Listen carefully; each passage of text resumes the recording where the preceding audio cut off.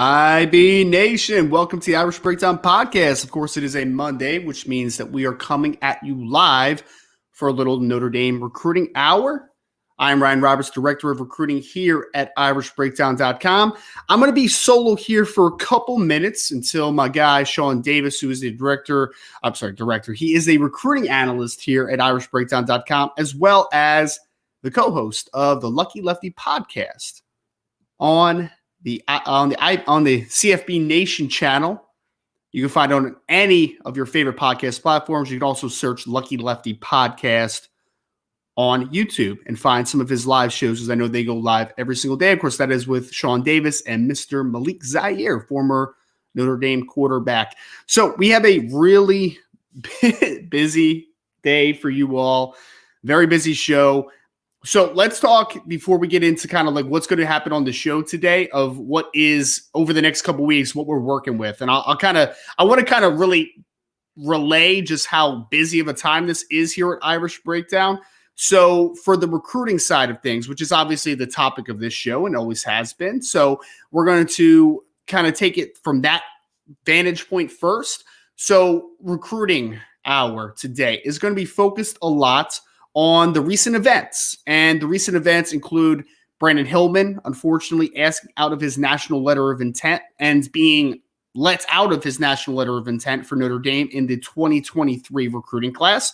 We'll also be talking about some recent news with the dead period being lifted about a week and a half ago. We are now or actually 2 weeks ago at this point, we are now in a situation where a lot of visitors will be coming on campus. We've already had a couple of visitors last weekend come to visit Notre Dame. More and more each and every day. I think I had like 4 or 5 updates just this past week on players that will be visiting campus sometime this spring or summer. Of course, the Blue Gold game is at the end of next month, the end of April 22nd. And that is going to be kind of a big collaboration of, not just the finality of the spring season for Notre Dame, spring practice, but also a big recruiting weekend that will be. You'll see a lot of guys on campus, a lot of top targets on campus for Notre Dame, and that usually kind of really relays a lot of good messages and a lot of good feedback and all that great stuff. So we're working on that, and of course, what does that mean from the team side of things? Spring practice starts on the 22nd, which is next week, which is going to bring a lot of excitement for Notre Dame fans, which it should. This is the time of year where we're really excited for what the year could bring in 2023 in terms of the current team at Notre Dame. So we'll have some availability, as Brian put on the board at boards@irishbreakdown.com. Not as much availability as you would like for a spring practice session from the media perspective, but for the access that we get, we will make sure at Irish Breakdown to give you all as much and as thorough analysis as we possibly can. So look forward to that over the next month. Starting on March 22nd is when camp officially kicks off. And as you look at that, we'll be really kind of working through a lot of recruiting news, a lot of team news, a lot of good information that we'll be able to work through over the next month or so. And so that's kind of what we're looking forward to, as well as from the recruiting side as well, Friday, which is St. Patrick's Day. Every single year on St. Patty's Day, Notre Dame has their annual Pot of Golds, which is an offering event from Notre Dame staff where they're going to be sending offers to prospective prospects in both the 2023, mostly for the 2025 class. So you'll be seeing a lot of offer pieces out over the weekend for sure. You'll be seeing a lot of more offers extended, specifically to the 2025 class. So there is going to be a lot happening here at irishbreakdown.com. So make sure to stay tuned to the free content that's on the site, as well as going to boards@irishbreakdown.com. A lot of great analysis, in my opinion, a lot of great intel, both from the team side, from the recruiting side of everything. So we'll keep you all up to date as far as the latest rumblings and latest things that you need to know at boards@irishbreakdown.com. But of course, you can always get the free content at irishbreakdown.com. So how this show is going to work today, 3 segments. First segment, we're going to talk about Brandyn Hillman getting let out of his national letter of intent a little bit. We're going to briefly hit on that. In that first segment, we'll also be talking about some of the recent news that we've been dropping as far as visitors that you can expect on campus. Segment number 2, if you joined us about, I guess it was 2 weeks ago now, we did a favorite 2024 offensive recruits that are on the target list for Notre Dame. We're going to do the reverse now. We're going to move to the defensive side of the football, and we're going to talk about some of the key targets, but more than the key targets, we're going to be talking about just some players that regardless if they end up at Notre Dame or not, we're big fans of. And that's both from myself, Sean, and Brian Driscoll also put out a piece a few days ago, which included some of his favorite players in the 2024 recruiting class that Notre Dame is taking a deep dive on and continuing to recruit. And then, of course, the third segment, which a lot of you are already starting to do this in the chat, and I love it, hitting us with the mailbag. And that mailbag can talk recruiting, it can talk Notre Dame, it can talk college football, NFL, our favorite smoothies. It doesn't matter. We can answer a little bit of everything. Again, Sean Davis will be on here with me in a couple of minutes. So we're going to dive in to all the latest happenings here, specifically on the mailbag. And I love the mailbags because you all get to really lead the conversation, which is always a fun time for me. But let's get into some of the recruiting topics here on the first segment. So first segment, yes, and someone just said just not politics. Yeah, we don't talk politics on this show. Thank you for that reminder there. Yes. And mailbag questions, if you're going to start throwing them in, an MB in the front, especially as I'm solo here to start the show, MBs are very much appreciated because that helps me quickly distinguish between what is a mailbag and what is just a general talking point that you all are kind of working through. Because, it's a little hard to multitask while you're doing a live show by yourself. So let's get into some of the recruiting topics. Of course, everyone wants to talk about, and for good reason, Churchland 2023 Virginia player Brandyn Hillman, who was a 2023 safety commit for Notre Dame, was being recruited by a lot of different schools, and I imagine he's going to continue to be recruited by a lot of different schools at various positions. Notre Dame liked him as a safety, had the body type and the play style where he eventually could work up to the rover position. That was very possible. He's also a dynamic dual threat quarterback on the next level, but wasn't really being recruited heavily at the top level as a quarterback. But there's some teams that liked him at wide receiver. There's some that liked him at running back. Heck, Notre Dame had options with him if he would have ended up enrolling at Notre Dame as far as what position he would have played, but he would have started his career at safety, and then you kind of would have figured it out from there. So I know that, it was obviously very disheartening, I think is a good word, disappointing, like all those words I think kind of hits when we saw yesterday, of course, that the news had broke that Brandyn Hillman was let out of his national letter of intent, his NLI. I still hate that it's NIL and NLI, but he's he was let out of his national letter of intent for the University of Notre Dame. Had been committed to Notre Dame for several months, signed on National Signing Day, obviously with the University of Notre Dame, but is now back on the market. And we put a little intel, or Brian put a little intel on the message board at boards.irisbreakdown.com about the reason behind this, obviously, and why things have led to where they are. We're not going to say it publicly because we want to make sure that we get both sides of the story and make sure that we do our due diligence from, all parties involved. So just make sure to stay tuned to the show because Brian and myself will eventually have kind of the full story, right? The both sides, and make sure that we're not, make sure we're not just reporting from one side, because I really don't like that when reporters just kind of put it out there that, one side's, opinion or one side's kind of perspective on something, and that you don't get all sides. So we'll make sure to put the full story behind Brandyn Hillman and asking out of his national letter of intent.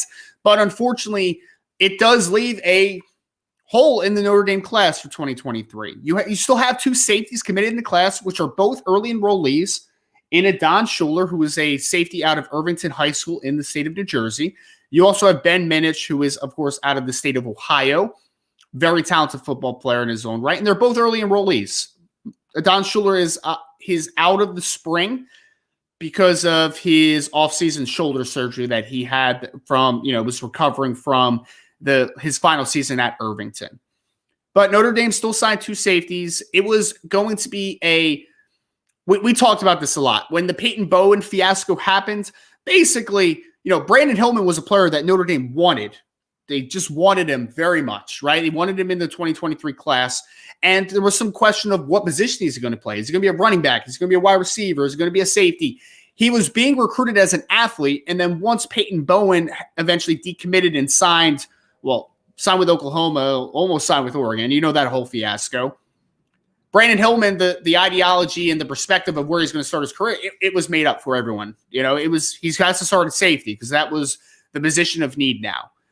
And there's a lot of optimism, a lot of excitement, including myself, with a guy like a Brandyn Hillman because he is an incredibly talented football player, a guy that, we talked about the 6'1", 191 pounds, physical, explosive, not the fastest guy in the whole world, but like change of direction, short area burst, explosiveness was really impressive. And he's a very physical football player.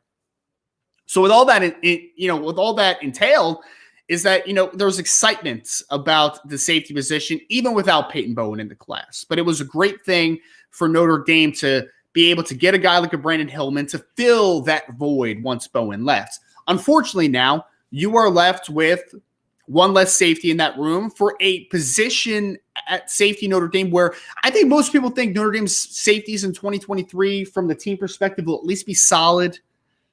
I think it has upside to be good to very good, but it's at least solid with guys like Xavier Watts and Ramon Henderson and maybe a corner moving back there at safety. And then you see what the early enrollees can give you, obviously, in 2023. But there is a question now of the depth side of things, right? Do you take in a grad transfer after the spring, for instance? Do you move a corner? And I know Bryant's talked a lot about, moving Clarence Lewis potentially to safety. I know Ryan Barnes is a guy that's had some cross-training at safety in the past. You're probably going to have to fill that void somewhere, at least fill that number somewhere. So Notre Dame has obviously a task of the immediacy of finding another safety in that room in 2023. From the recruiting side of things, it was already important for Notre Dame to kind of hit the safety recruiting in 2024 out of the park because you ended up getting 2 good football players. 2 good football players in the 2023 class in Adon Schuler and Ben Minich. But the problem is that you are still lacking star power on the back end.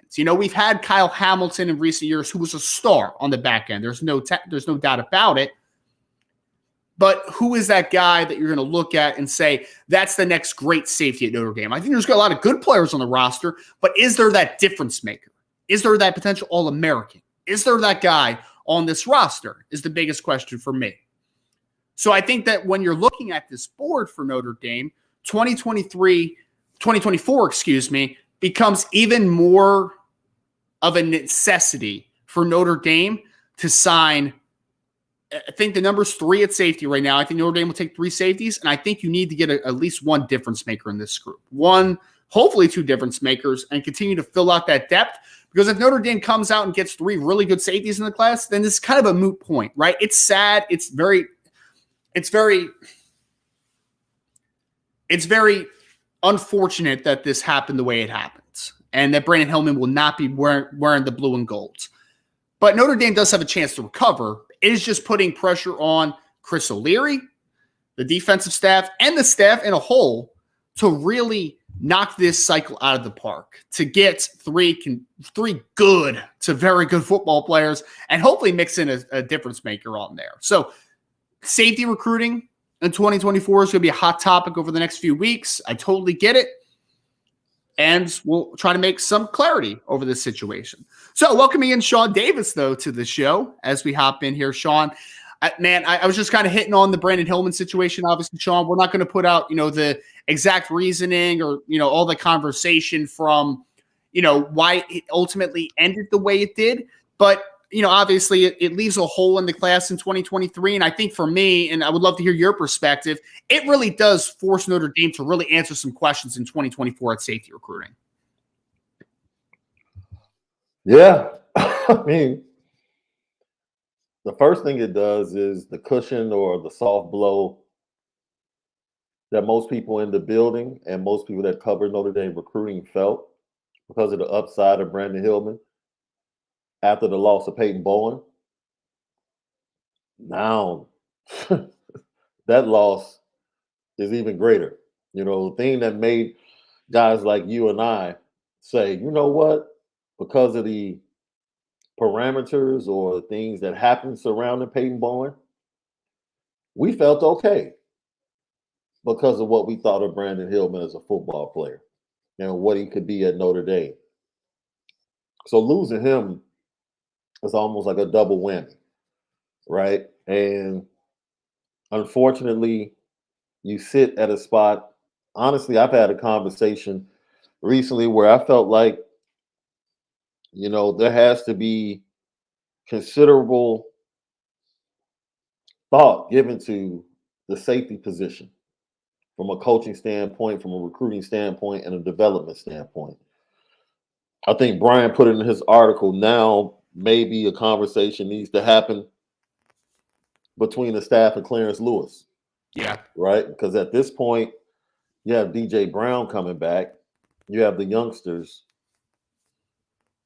Ramon Henderson, Xavier Watts, you know, your projected starters, I guess, at this point. But after that, it's like, you know, Adon Schuler's coming back from injury, even though it was a minor procedure. How much pressure is on him to have to be a dude early? How much pressure is on Ben Minich to have to step on the field and get some reps early in a season where you fully expect to be a contender for the playoffs? So this goes, because I think we both felt like athletically Brandyn Hillman was a guy that could at some point step on the field and find his way on the field early at Notre Dame, whether it was at safety, a rover, or some type of position, because he was that good of an athlete. So yeah, it hurts. It hurts, but just to piggyback on what you've already said, and my question, you know, because we've gone through a lot of defensive backs over the last few weeks as far as film and watching guys. And you have guys like a Caleb Beasley and Aaron Scott, just undeniable, you know, cornerbacks. But now, do we shift and stop going after surefire safeties? Or do we start to look at young men that might have played cornerback, but they project the safety? You know, it's, for me, you know, I'm very interested because I'm sure the staff is taking a step back and reassessing things and saying, okay, what do we need to do? Because they're very well aware, as you said, that they need to knock this safety position out of the park in the 24 year of recruiting. So, well, and Sean, I know Brian's been talking about the Clarence Lewis, the safety thing for, you know, weeks at this point, right? Yeah, like it's been a while. I think even if Brandyn Hillman was on the roster, because the one thing is Brandyn Hillman is a summer enrollee, right? Like he's not an early enrollee. Yeah. So with that in mind, I still think that you could have potentially moved Clarence Lewis regardless of if you had Brandyn Hillman or not. So like you may have needed that type of playmaker or that type of plus. Because Clarence Lewis could potentially be a starter at safety at Notre Dame, in my opinion. Like I think he has that type of talent.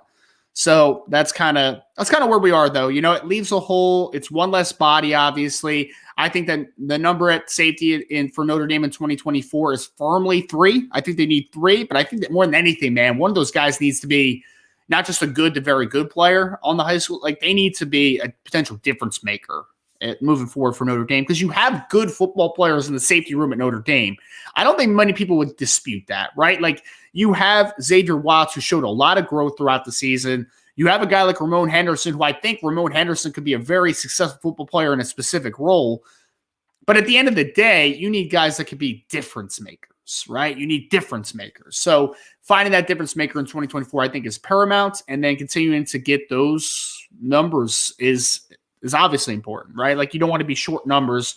We saw what happened with the wide receiver group at Notre Dame when Chancey Stuckey took over, right, Shaw? Where you're going into your first spring as a coach at Notre Dame and you have 4 healthy bodies in the room at wide receiver. Like you don't want to get it to that point. So yeah, that's where we are, and it's kind of where we're headed, man. But Sean, I didn't want to spend too much time on that because there is some legitimately good news for Notre Dame on the recruiting side of things, and that's that there are some visits that have been set up for the spring and summer. Or actually, spring is the ones that kind of we've added recently.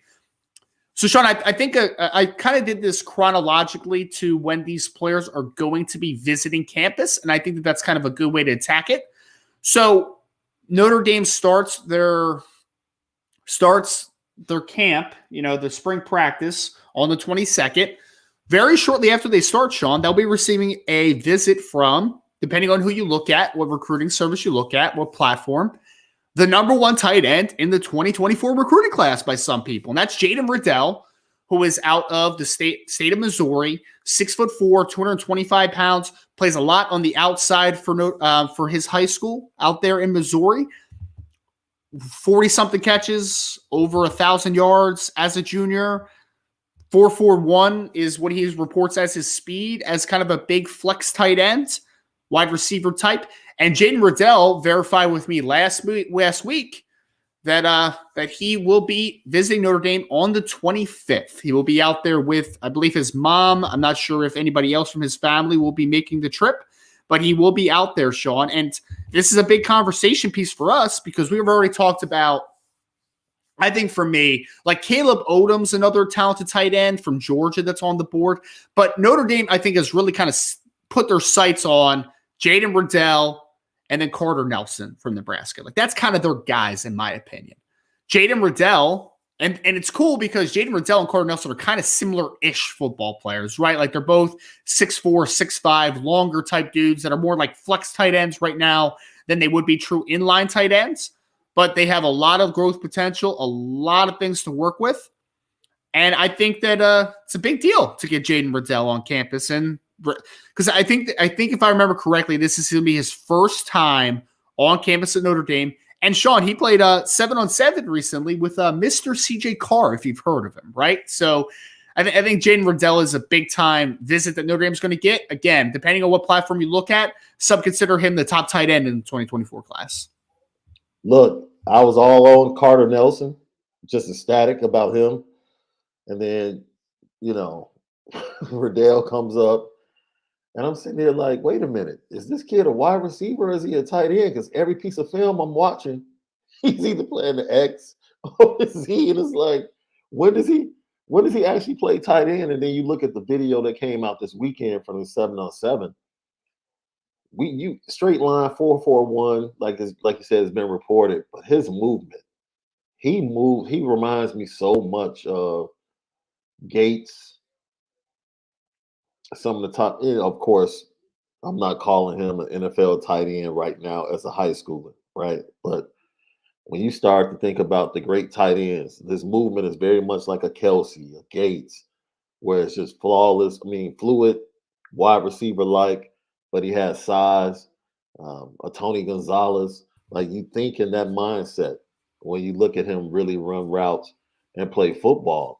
Yeah. Catches the ball with his hands, and like everything just seems effortless, and that is very reminiscent, in my opinion, of a Tyler Eifert.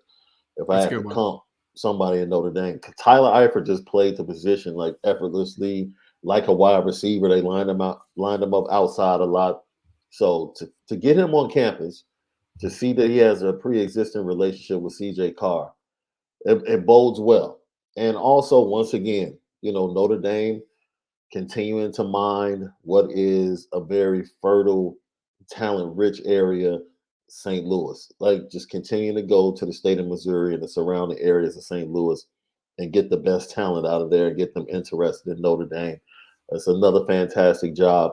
And like we said, it's a benefit now, right? Because the main guy that's recruiting you is not only the position coach or was a position coach, but he's the guy that calls the plays to make sure you get all the targets you want. So, yeah, you have to feel good, and it's good that he's going to be visiting. Yeah, I think it's big time, man. And, I mean, if we're talking about comps, Sean, like this is a modern-day tight end, right? Like this is a more in the Kyle Pitts, Evan Ingram mold, right? Like he's not I'm not going to put him in line to block a ton early on. I'm not going to do that. But like in the No. slot, out wide, like this kid's a mismatch weapon. If he has legitimate, and he does look fast on film, so if he's a legitimate 4'4" guy at 6'4", 225 pounds with room to grow, that's a headache for linebackers and safeties that do it, and cornerbacks for that matter. Like that's just a headache in general. So Jaden Riddell visiting Notre Dame on the 25th is big time for the Irish. There's no doubt. Another visitor this month, Sean, that we got word of is Cole Sullivan, who is a linebacker out of Central Catholic in Pittsburgh, Pennsylvania. He is scheduled to visit on March 31st to Notre Dame, a player that's been on campus before. He visited for 2 games last year at Notre Dame. So he's familiar with the Irish. At that point, though, last season, Sean, he did not have an offer from the University of Notre Dame. So things have obviously escalated quickly. We've talked about this in the past, and I think we talked about it in our linebacker show. Notre Dame is very high on Cole Sullivan. And I know that there are some people that don't like it because of his ranking currently. I don't think he's ranked on any of the platforms yet, but his offer list is expanding. He's very talented. I think the thing why the rankings are a little behind on him, in my opinion, is that he missed basically his entire sophomore season deal with an injury. But this year at Central Catholic, he was their leading tackler, despite playing with Anthony Specca, who Notre Dame fans probably know a little bit, he probably would have ended up at Notre Dame if Notre Dame didn't cool on him. And it was now going to obviously the Penn State. So Cole Sullivan visiting the 31st, I think it's going to be a huge opportunity for him, because the great thing about Jaden Riddell and Cole Sullivan is they're not visiting for the blue gold game, Sean, but they get to see a practice. And that's important, right? Like that's really important. And I know that Al Golden, for as much slack as he's gotten, and a lot of it is very well deserved, he does have roots in Pennsylvania, and he obviously going to Penn State originally, as a tight end.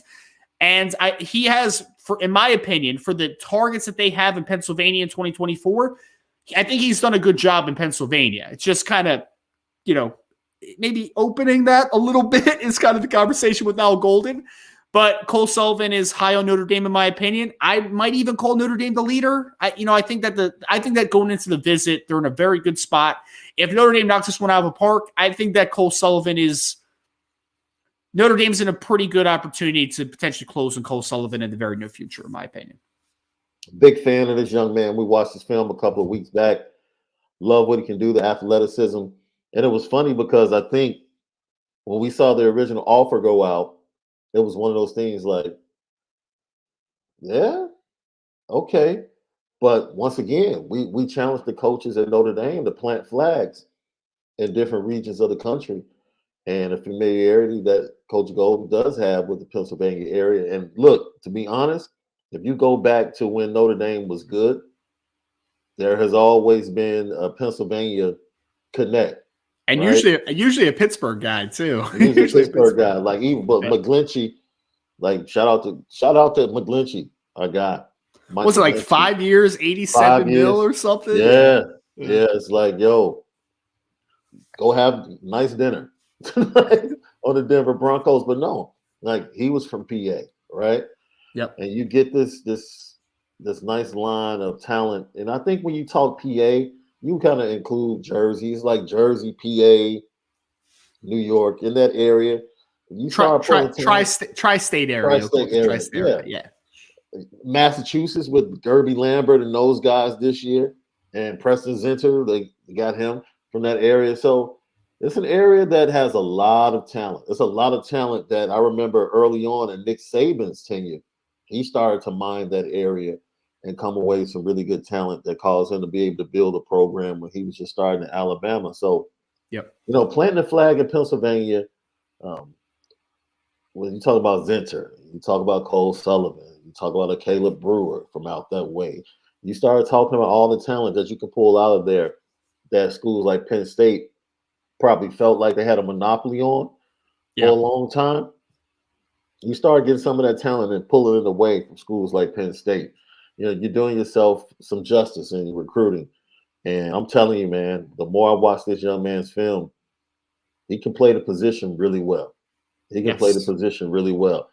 He's a little small right now, so I'm very interested to see what he can get up to. He's very skinny. But, he knows how to play the position. And, if he decides to come to Notre Dame, glad he's visiting. If he chooses to fight in Irish, I'm sure, Matt Bayless will get a hold to him and get him Yep. right. No doubt about it. And I think that that'll be a big conversation piece on campus too, is because obviously Notre Dame likes his body type and likes the developmental potential, but, getting Bayless with some more eyes on Cole Sullivan, I think is going to be big because he weighed, Sean, he's listed at 6'3", 200 pounds. Mm-hmm. Notre Dame is not projecting him as a rover though. They're projecting him as a weak side inside linebacker, right? Yeah. So that will linebacker position. So that's kind of, you're expecting him to put on 20 plus pounds. Like you're expecting that type of thing. I think stylistically speaking, comparable to Nolan Ziegler as far as like how Notre Dame views him and kind of how he's used in high school. I mean, Nolan was an overhang a lot during his high school career, obviously. That's kind of what Cole is as well. But Cole, has power. He has athleticism. It's about developing him right. So seeing that and, seeing hopefully him getting up to 225, 230 pounds, somewhere in that ballpark would be great. And big opportunity to get him on campus, which I think will be good. Sean, also want to hit on a couple blue gold visitors, man. There's one really in particular that I know Brian Driscoll's very high on. I also, we included him in today's show. We're going to talk about some of our favorite defensive recruits in the class.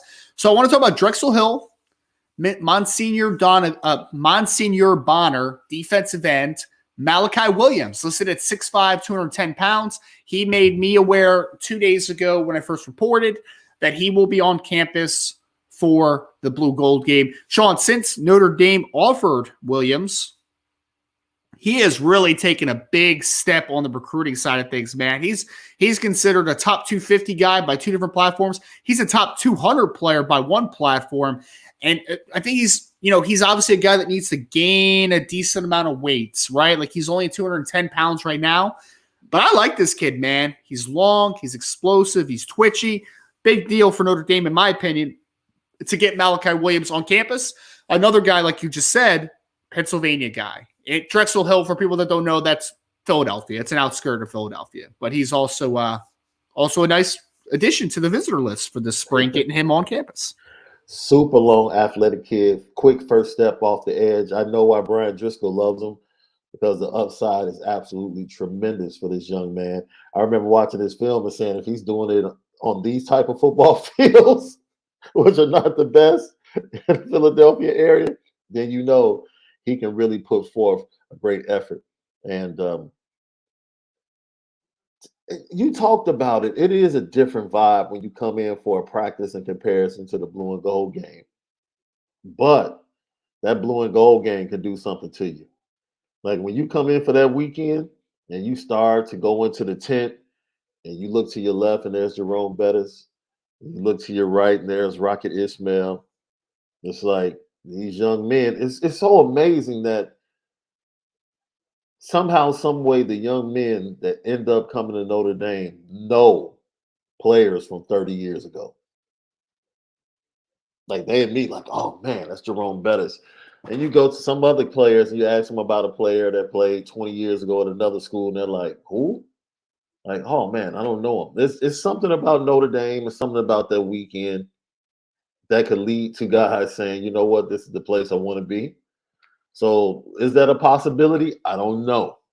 It'll be very interesting, but I'm glad a kid like him is actually coming in on that particular weekend rather than just a practice weekend or just to watch for a couple of days or visit the campus for a couple of days, because he's the type of kid that you want to make maximum impact. And there's no bigger maximum impact weekend in the spring than the weekend of the blue and gold game. And I'll be very honest about Malachi's recruitment right now. He's a tough kid to read, Sean. Very matter of fact type of fast, which I like. I like it on the defensive side of the ball, especially. He's not flashy in like how he carries himself, right? Like he's not like, look at all these offers I have. Look how good I am. Like he's very he's trying to find a good fit for him, and I think that's what Malachi is really focused on. And he also comes from a Catholic school here in Pennsylvania, right? So I think there's some easy transitional stuff from academics, kind of, his obviously religious background and all that type of stuff, right? Like I think it makes a lot of sense. And I think Malachi is going to have a great time on campus in Notre Dame. I think that's a big one. Last guy that we added to the visitor list over the last few days, Sean, is Brian Huff, who is out of Jonesboro, Arkansas. It was listed at 6'3", 220 pounds. We talked about him in the linebacker show, Sean. This is a kid, I believe, that could play a little bit of will, but ultimately he's probably a Mike on the next level. I don't know what his status is as far as on the linebacker board. Like, I don't think he's at the top of the linebacker board right now, but obviously he's a player that Notre Dame is very interested in. They want to get him on campus to really kind of, see how the fit works on both sides of things. So I think getting a guy like Huff is an interesting one. He's a little bit of a later riser, a guy that was kind of underrated when Notre Dame first offered him, a couple months ago at this point. But his recruiting ranking has started to work its way up here a little bit. And I know he's a 4-star by a couple different services. So Brian Huff making his visit for the Blue Gold game as well, Sean. And another interesting player we've talked about in the past. It just shows you that this staff, they're really turning over every rock when it comes to recruiting, because they're going to regions that we haven't heard of from Notre Dame in a long time, right? Talking about Arkansas, you're talking about mining the Pennsylvania area, the tri-state area, Texas, Florida. California has always been in the mix when it comes to Notre Dame. Arizona has become a hotbed recently for Notre Dame. They're trying to plant the flag out there in Arizona and Nevada. The staff is doing an incredible job. And like you said, the Huff kid coming in, getting him. Al Golden seems like he has almost a war room when it comes to linebackers in this recruiting class. Like we see a lot of linebackers, but it's like, okay, which ones are we going to get? Like, there's a lot on the board, but which ones are we going to target and get? So it's going to be very interesting to see, how his recruitment moves along in the spring and the summer. And if he rises up the board, according to the class, according to the coaches and the staff, or if he kind of stays as let's take a wait and see from a standpoint. It'll be very interesting. You know why? Because I believe this week, if I'm not mistaken, whether the Lucky Charms go out. Yeah, on Friday. Right? I hit on that in the intro a little bit. It is the Pot of Gold offer experience, I guess is the way to put it, right? Like that's gonna be on Friday. Yep. So there's gonna be a lot of offers extended this week. So a lot of offers extended, and you see a lot of young men on social media, posting what they got from the University of Notre Dame. And I think they're doing a better job of scouring and turning over every rock, because I think last year certain people that probably should have gotten one didn't end up getting one. And who are you talking about, Sean? Who are you talking about, man? I'm not talking about anyone in particular. I'm just saying, Ryan. I'm just saying. But no, they're doing, man. This staff really. This is the question we have to ask: are they extending themselves too much to the point that they really aren't jumping on some of the top kids and identifying some of the top kids? That's fair to ask as we look at the approach in 23 in comparison to the approach in 2024. That's fair to ask. It is fair. I think there's a very fine line between keeping a small board and maybe not expanding enough, and then keeping too large of a board. Like, there's a very fine line, because I don't want it to be the smallest board in the world where you're limiting yourself to evaluating players and searching for fits. But I also don't want you to do what the linebacker board looks like right now, where you're just like, there's so many guys. How can you possibly find out how much of a fit it is with all these dudes? Like, I don't understand, right? Like, that's kind of my frustration, is I think there needs to be a balance. And I think that does. I mean, Sean, it's like the defensive line class that we're talking about, right? The defensive line recruiting. We talked about the Justin Scott stuff a lot. We talked about it where, there wasn't enough communication at one point in that recruitment. Well, I think part of it is, and I don't think it's that Al Washington isn't recruiting.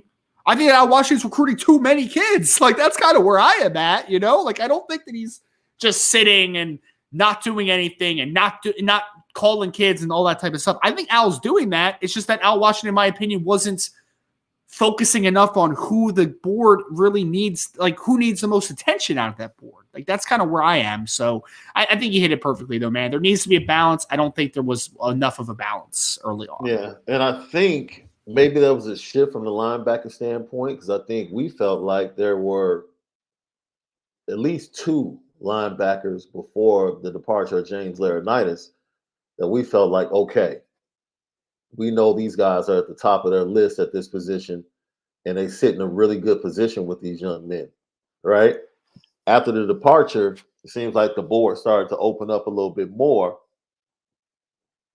and we started to see young men like Cole Sullivan, who's coming in, be part of that board. And some of the other guys went over. We went over the linebackers, I think, 2 weeks ago on our recruiting show. So, and don't get me wrong, there are some fantastic. We're not complaining because the linebackers are on the board, some players, right? But it goes back to what you said with the safety position. And I think the linebacker position, at some point, you have to get a stud, a dog, whatever adjective you want to use. Yeah. Right. Or whatever you want to use to describe a top guy at each position. You have to make sure in each recruiting class that you bring in one of those guys. Yes. And so with having so many young men on the board, my question would be, who is identified as that guy? Right. That's the question. The many, who's that guy? I think defensive line, you can say what you want. Like, it's been clearly identified, the two guys on that interior defensive line class for Notre Dame. Yep. And now it's about whether or not you get them in the class. Yes. I think those guys have been identified to a certain extent on the outside of the defensive line when it comes to pass rushers. Mike Mickens, we don't do. I feel like we're unfair to Mike Mickens because we don't talk about him at all. him at all, as if he's just not doing anything. No, he's doing such an incredible job of identifying kids. The balance of this, Ryan. Identify your preferences, because you talk about this all the time, whether it's scouting or coaching. You have a bias. Yes. You're going to have a bias when you're looking at film and when you scout kids, right? But he does an incredible job of balancing his bias with the top guys that you want to go after if you're an elite program. Yes. Right? Like, this guy might not be, by the numbers, the person that everybody thinks is a great player, but guess what? I love him. So, here, Carson Hobbs, come on. We're going to get you to transfer. Come on down to Notre Dame. But at the same time, we're going to stay in the same state, and we're going to go after Aaron Scott, who is like rated as one of the top 3 cornerbacks in the 24 class. So, and that's the balance I think we're looking for across the board, right? From any coach. I think Chancey Stuckey kind of showed that in the 23 class as well. And he's got a lot of traction in 2024 right now, Sean. Like, I mean, absolutely. I forget if we were talking about it or if Brian were talking about it in a recent show, but with Cam, especially getting on Cam Williams so early, Sean, Notre Dame, I would say, is in a good spot with like 5 different receivers, and they might only have a spot for 2 to 3 more. So, I mean, ultimately, man, Notre Dame's going to get a really good wide receiver group in 2024. Like, I really think that it's going to get an excellent group. And honestly, even if they only have 3 wide receivers in the class, I think you can make an argument that it might be a stronger class in the end than 2023 with a couple of the names that are on the board. Like if they get let's say they get hypothetically a Josiah Brown and a Ryan Wingo, or a Josiah Brown and I don't know, Quasi Gilmer, or a Josiah Brown and I just keep using Josiah Brown all over again, but a Jason Robinson and a Ryan Wingo, like any of those combinations, man. That's a dang good wide receiver group, my friend. That's really good. Followed up by the 4-man class you got in 2023. Yeah. I'm not worried about the future of the wide receiver position at Notre Dame, because as long as Chancey Stuckey can coach, which I think he showed a lot of in 2022, needs to take a step forward. But that group's going to have talents. That group is going to be has been replenished. Really, Sean, we are a calendar year away from Notre Dame having 4 wide receivers healthy for spring ball. Literally. I mean, literally. And now you're going into spring with 9 scholarship receivers ready to go in this class. That's not even counting Caleb Smith, who's going to be on campus, in the summer as well, to add to that depth. So if you have another good wide receiver group for Notre Dame in 2024, the future of the wide receiver group the wide receiver position is going to be dang good, man. Like, really good group. Just going back to that first practice we went to, they went into the spring practice with those low numbers. And remember what happened on the first play of practice? That's why it was like a death silence just fell over the entire building because everyone's looking like, come on, man, not another wide receiver. But that's just what like you said, that's crazy that just a year ago this time, that's what this program was. And now it's a total 180, which is why, look, for me, Chancey Stuckey's under a microscope, right? Okay. Because he came into a situation that was a difficult situation. Yes. Right. First, he's only had 1 year of Power 5 coaching under his belt. He leaves Baylor, comes to Notre Dame, working with bare minimum, and he's trying to change the culture. Yep. At the same time, right? Somehow, some way, does a really good coaching job, recruits a really good class of wide receivers, and now things are totally different, my man. Now we're not in a honeymoon stage anymore. Now we're like, okay, you need to produce. Yeah. Second year, these are your guys. They have a year under your tutelage now. They know your system. They know what's expected. Now these guys have to produce. So not scrutiny, but under the microscope to see, okay, now, like you said, now we get to see the coaching. Now we really get to see the coaching and the development. Yep. That's what comes to the forefront. And I've liked the first 2 years what Chancey Stuckey's done. I mean, he went to Baylor and he made Tyquan Thornton into a second-round pick, who Tyquan Thornton had like 18 catches the year prior. Yeah. I think that you saw a lot of development from Notre Dame. I mean, I think the easiest person, Sean, that we was talking about is Jaden Thomas. I mean, Jaden Thomas early in the season looked like he didn't deserve to be on the field. By the end of the season, he was your best wide receiver. That's just kind of where we were, right? And that's about coaching. That's about development. That stuff matters. So I'm excited, to your point, now that Coach Stuckey has a room that actually looks like a college football receiving room from a numbers perspective. Now it's about coaching, man. Like, you can put your focus on coaching, and you've put yourself in a good early position with a lot of 2024 wide receivers as well. So we went a little bit earlier. Oh, sorry, go ahead. I like the way you continually use Josiah Brown, by the way. That's a great example. Like, whatever combination, continually use Josiah Brown as the first name. I'm cool with that. Josiah Brown is a very fast young man, brother. I'm all for getting speed at Notre Dame. You know what I mean? So, yes, Josiah Brown. Hopefully Notre Dame is able to land a player like that. I really like the speed out of New York. But we went a little bit over on this kind of like Notre Dame recruiting recap. We're going to get into the next segment where we're going to talk about some of our favorite recruits defensively in the 2024 class on Notre Dame's radar. Please hit that like button, subscribe to the podcast, 5-star reviews, all that great stuff. We're going to get to the next section, though. But for this is the Notre Dame recruiting update on the Notre Dame Recruiting Hour. All right, Sean, as we always do, we're going to talk some recruits. We're going to talk about some of our favorites in this class, and we're going to watch some film. So all three is that's what I do. That's what you do. That's what we love. So we're going to keep doing that, man. We're going to keep doing it. So we wanted to kind of work this kind of like we're talking about defensive side of the football. We picked out 5 recruits that we really wanted to hit on as far as some of our favorites in the class. We're going to start from the front and work our way to the back. So we're going to give the big guys some love up in the on the defensive line, and then we're going to work our way back to the safeties. But I did want to throw this into the chat for anybody watching, because Brian put out a article that was about this exact topic a couple days ago, about some of his top favorite players in the 2024 recruiting class on the defensive side of the ball. So it's in the chat if anybody wants to look at it. I wanted to just hit on a couple of his guys, Sean, real quick, that he put in this article. Again, some of Brian's favorite in the class. He mentioned Bryce Young, defensive end out of North Carolina, of course, the son of former Irish great Bryant Young, who was a great player for Notre Dame, NFL Hall of Famer, Super Bowl champion. He's got a pretty good resume, and Bryce Young is a very talented kid, 6'5", 240 pounds, and he continues to grow into that frame.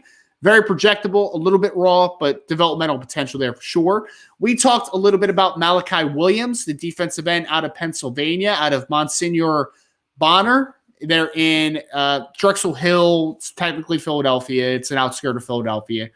But Malachi Williams is a player that we'll also be talking about during the show. So hold on to that thought about Malachi. Brian also talked about Cameron Clark, who is a defensive end in the class, listed at 6'5", more closely probably around 6'3" range. Very talented space player in this class, being looked at as a potential Viper in the class for Notre Dame. Cameron Clark, who was on campus last weekend at the University of Notre Dame, and it looks like they made a really nice early impression on him. He also talked about a linebacker that I know most people are high on, this young man, Kingston Viliamo Asa out of St. John Bosco, who might be on the show soon. Wink, wink, nudge, nudge. Kingston is that true playmaking Mike linebacker at the next level. 6'3", 230 pounds already. Probably going to be 240 pounds before you blink an eye. Very talented player. The high school teammate of Peyton Woodyard, who was a safety target for Notre Dame that ultimately committed to Georgia a few months ago. But Kingston is a player that Notre Dame is very high on, and we think that there is some legitimate interest there. Cole Sullivan, a player that we talked about as well, Sean. Obviously, the linebacker out of Central Catholic in Pennsylvania. Player that Brian, I think, has really kind of changed his opinion on a little bit. I don't think he was like super fired up initially when Cole was offered, but I think that Brian has really started to like Cole Sullivan and the talent that he brings. Brian also talked about three safeties in his piece, one of which is a player, David Andrews, who will be on campus during the blue and gold game. He's out of the state of Utah, 6'2", 190 pounds, rangy, athletic, probably going to be a rover long-term if he ends up at Notre Dame potentially, but he also has the skills to play some deep safety and play kind of that field safety for Notre Dame. Jalen McClain is a safety that we will also talk about today later in the show. Player that I'm very high on, Sean. We've talked about him out of Seton Hall Prep here in New Jersey, West Orange, New Jersey. Kind of a versatile piece, and we'll talk about him again during the show. Kennedy Urlacher is a safety that Notre Dame is also high on that will be visiting in April. I think April 15th was when Kennedy is visiting. He's the son of former Chicago Bear Pro Bowler, All-Pro linebacker, and NFL Hall of Famer Brian Urlacher out of the state of Arizona. And John Mitchell, who's a cornerback out of Florida, was the last guy on Brian's list, Sean. He compared him a little bit in his piece to Benjamin Morrison as far as some of the traits that he has. A very interesting and talented football player as well, who Notre Dame is on. They would like to have a third corner in this class. They hope that maybe John Mitchell could be that third corner. But regardless, length, athleticism, lot to like about a guy like John Mitchell. But Sean, let's get into some of our guys, man. We're going to watch some film as we do it. I already mentioned Malachi Williams, who's out of Drexel Hill, Pennsylvania, goes to Monsignor Bonner. I always want to say Monsignor Donovan because that's another high school there in Pennsylvania. But out of Bonner, Sean, this young man, again, 6'5", 310 pounds. I'm going to share the screen here so we can take a look a little bit at his film together here. And Sean, I think like the first thing that pops out to me is like that size profile, right? I mean, the kid is 6'5", 210 pounds. And we'll see on his film, this is a Viper for Notre Dame. He's asked to do a lot in space. First play of the highlight tape is him dropping into coverage and intercepting a pass and showing a little bit of after catch ability as well. But I mean, Sean, like for me, that this kid is that kind of that twitchy Viper that I think Notre Dame needs more of.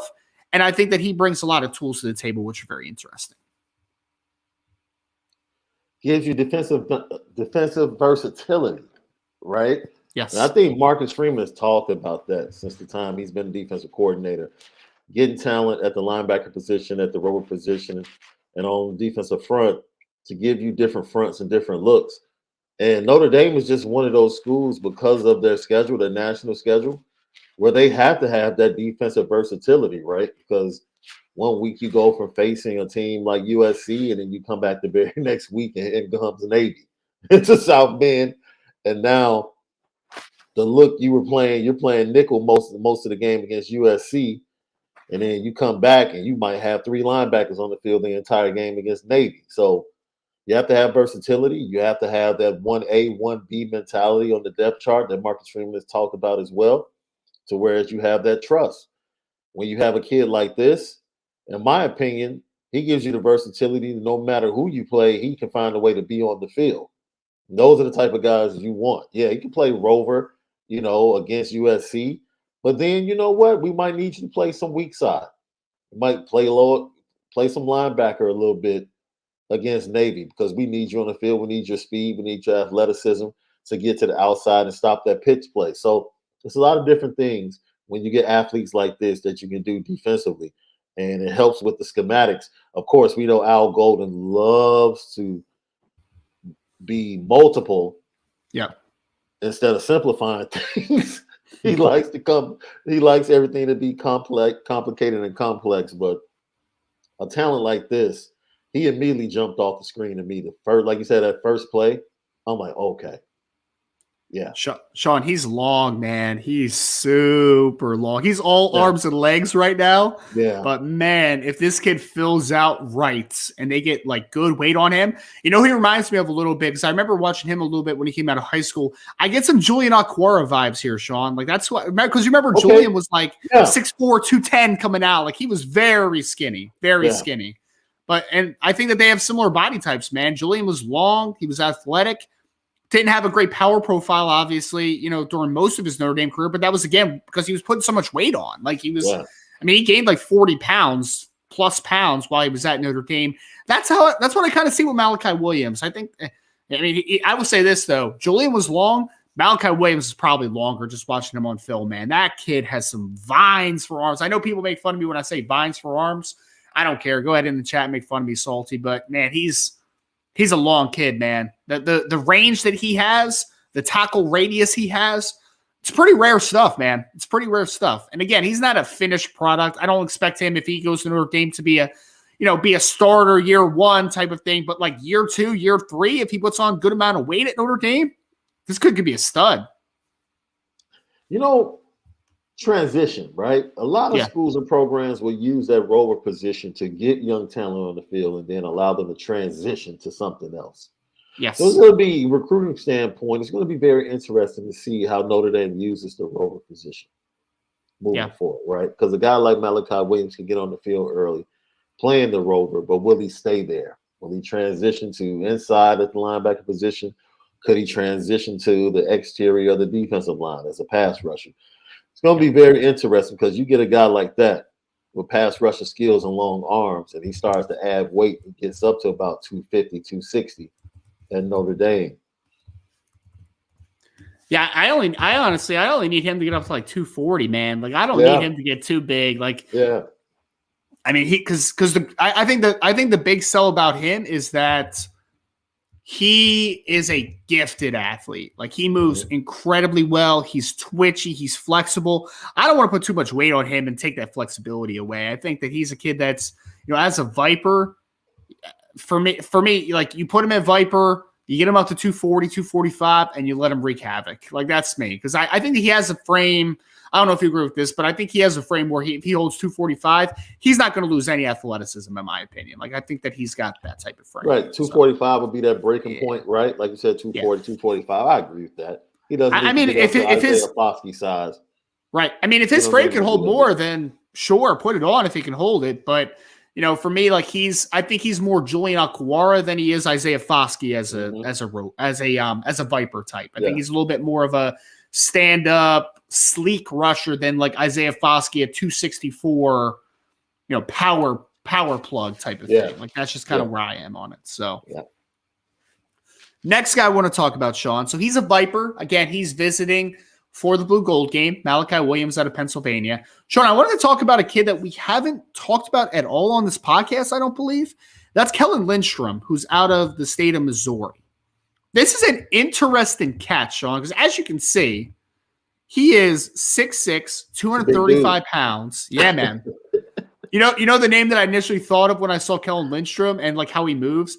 He looks like Joey Bosa to me, man. And I'm not saying he's going to be Joey Bosa. Like don't fool that, right? I'm just saying like his body type and like kind of how he moves a little bit. He's got a little bit of an awkward gait, but he can really, I think, close a lot of ground. This kid's 6'6", 235, 240 pounds now. This is that kid for me. That could be 270 pounds playing strong side defensive end. And I think you see the physicality he plays with, man. There's some physical traits here. That first play sold me. Right. You know what's weird about him, Sean? Sean, it's so weird. That was incredible. It's so weird about him though, because he has a lot of production from a tackle perspective and like forcing fumbles and stuff like that, but he doesn't have a lot of sack production in his high school for some reason. Like I don't know why that is. Maybe it's a Brendan Vernon thing where when Brendan was at Mentor High School didn't ask him to just like, they didn't ask him to like just take the chains off and just go and create havoc, right? They asked him to hold the point of attack, play the run, do that type of stuff. And I think that's kind of what they do with Kellen Lindstrom, which has kind of affected his like sack totals. But man, he is big, 6'5 plus, pretty good length. I think he's powerful as anything. And he's got a frame where he's going to hold 265, 270, in my opinion. So this could be a Viper if he stays his size, but he's a strong side end long term, in my opinion. Like that's what he plays. I see why you gave the Bosa comment the more I watch the film.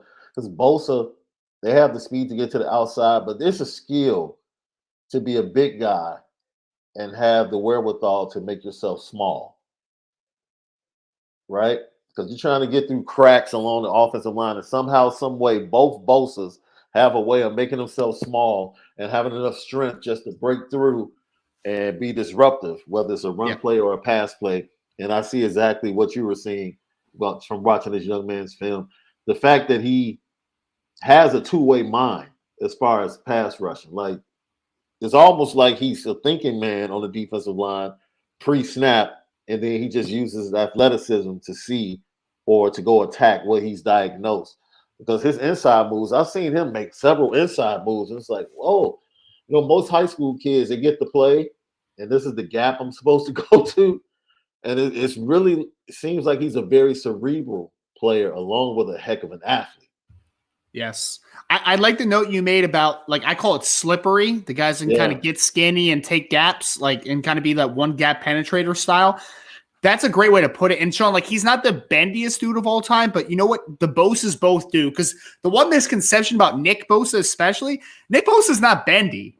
Nick Bosa understands how to reduce angles. And when I say reduce angles, I mean he understands how to set offensive tackles up where they get a little kind of flat in their drops and in their kick steps, and then he's able to corner around them and take the edge because he kind of slow played them a little bit. So it's not a true outside track bend.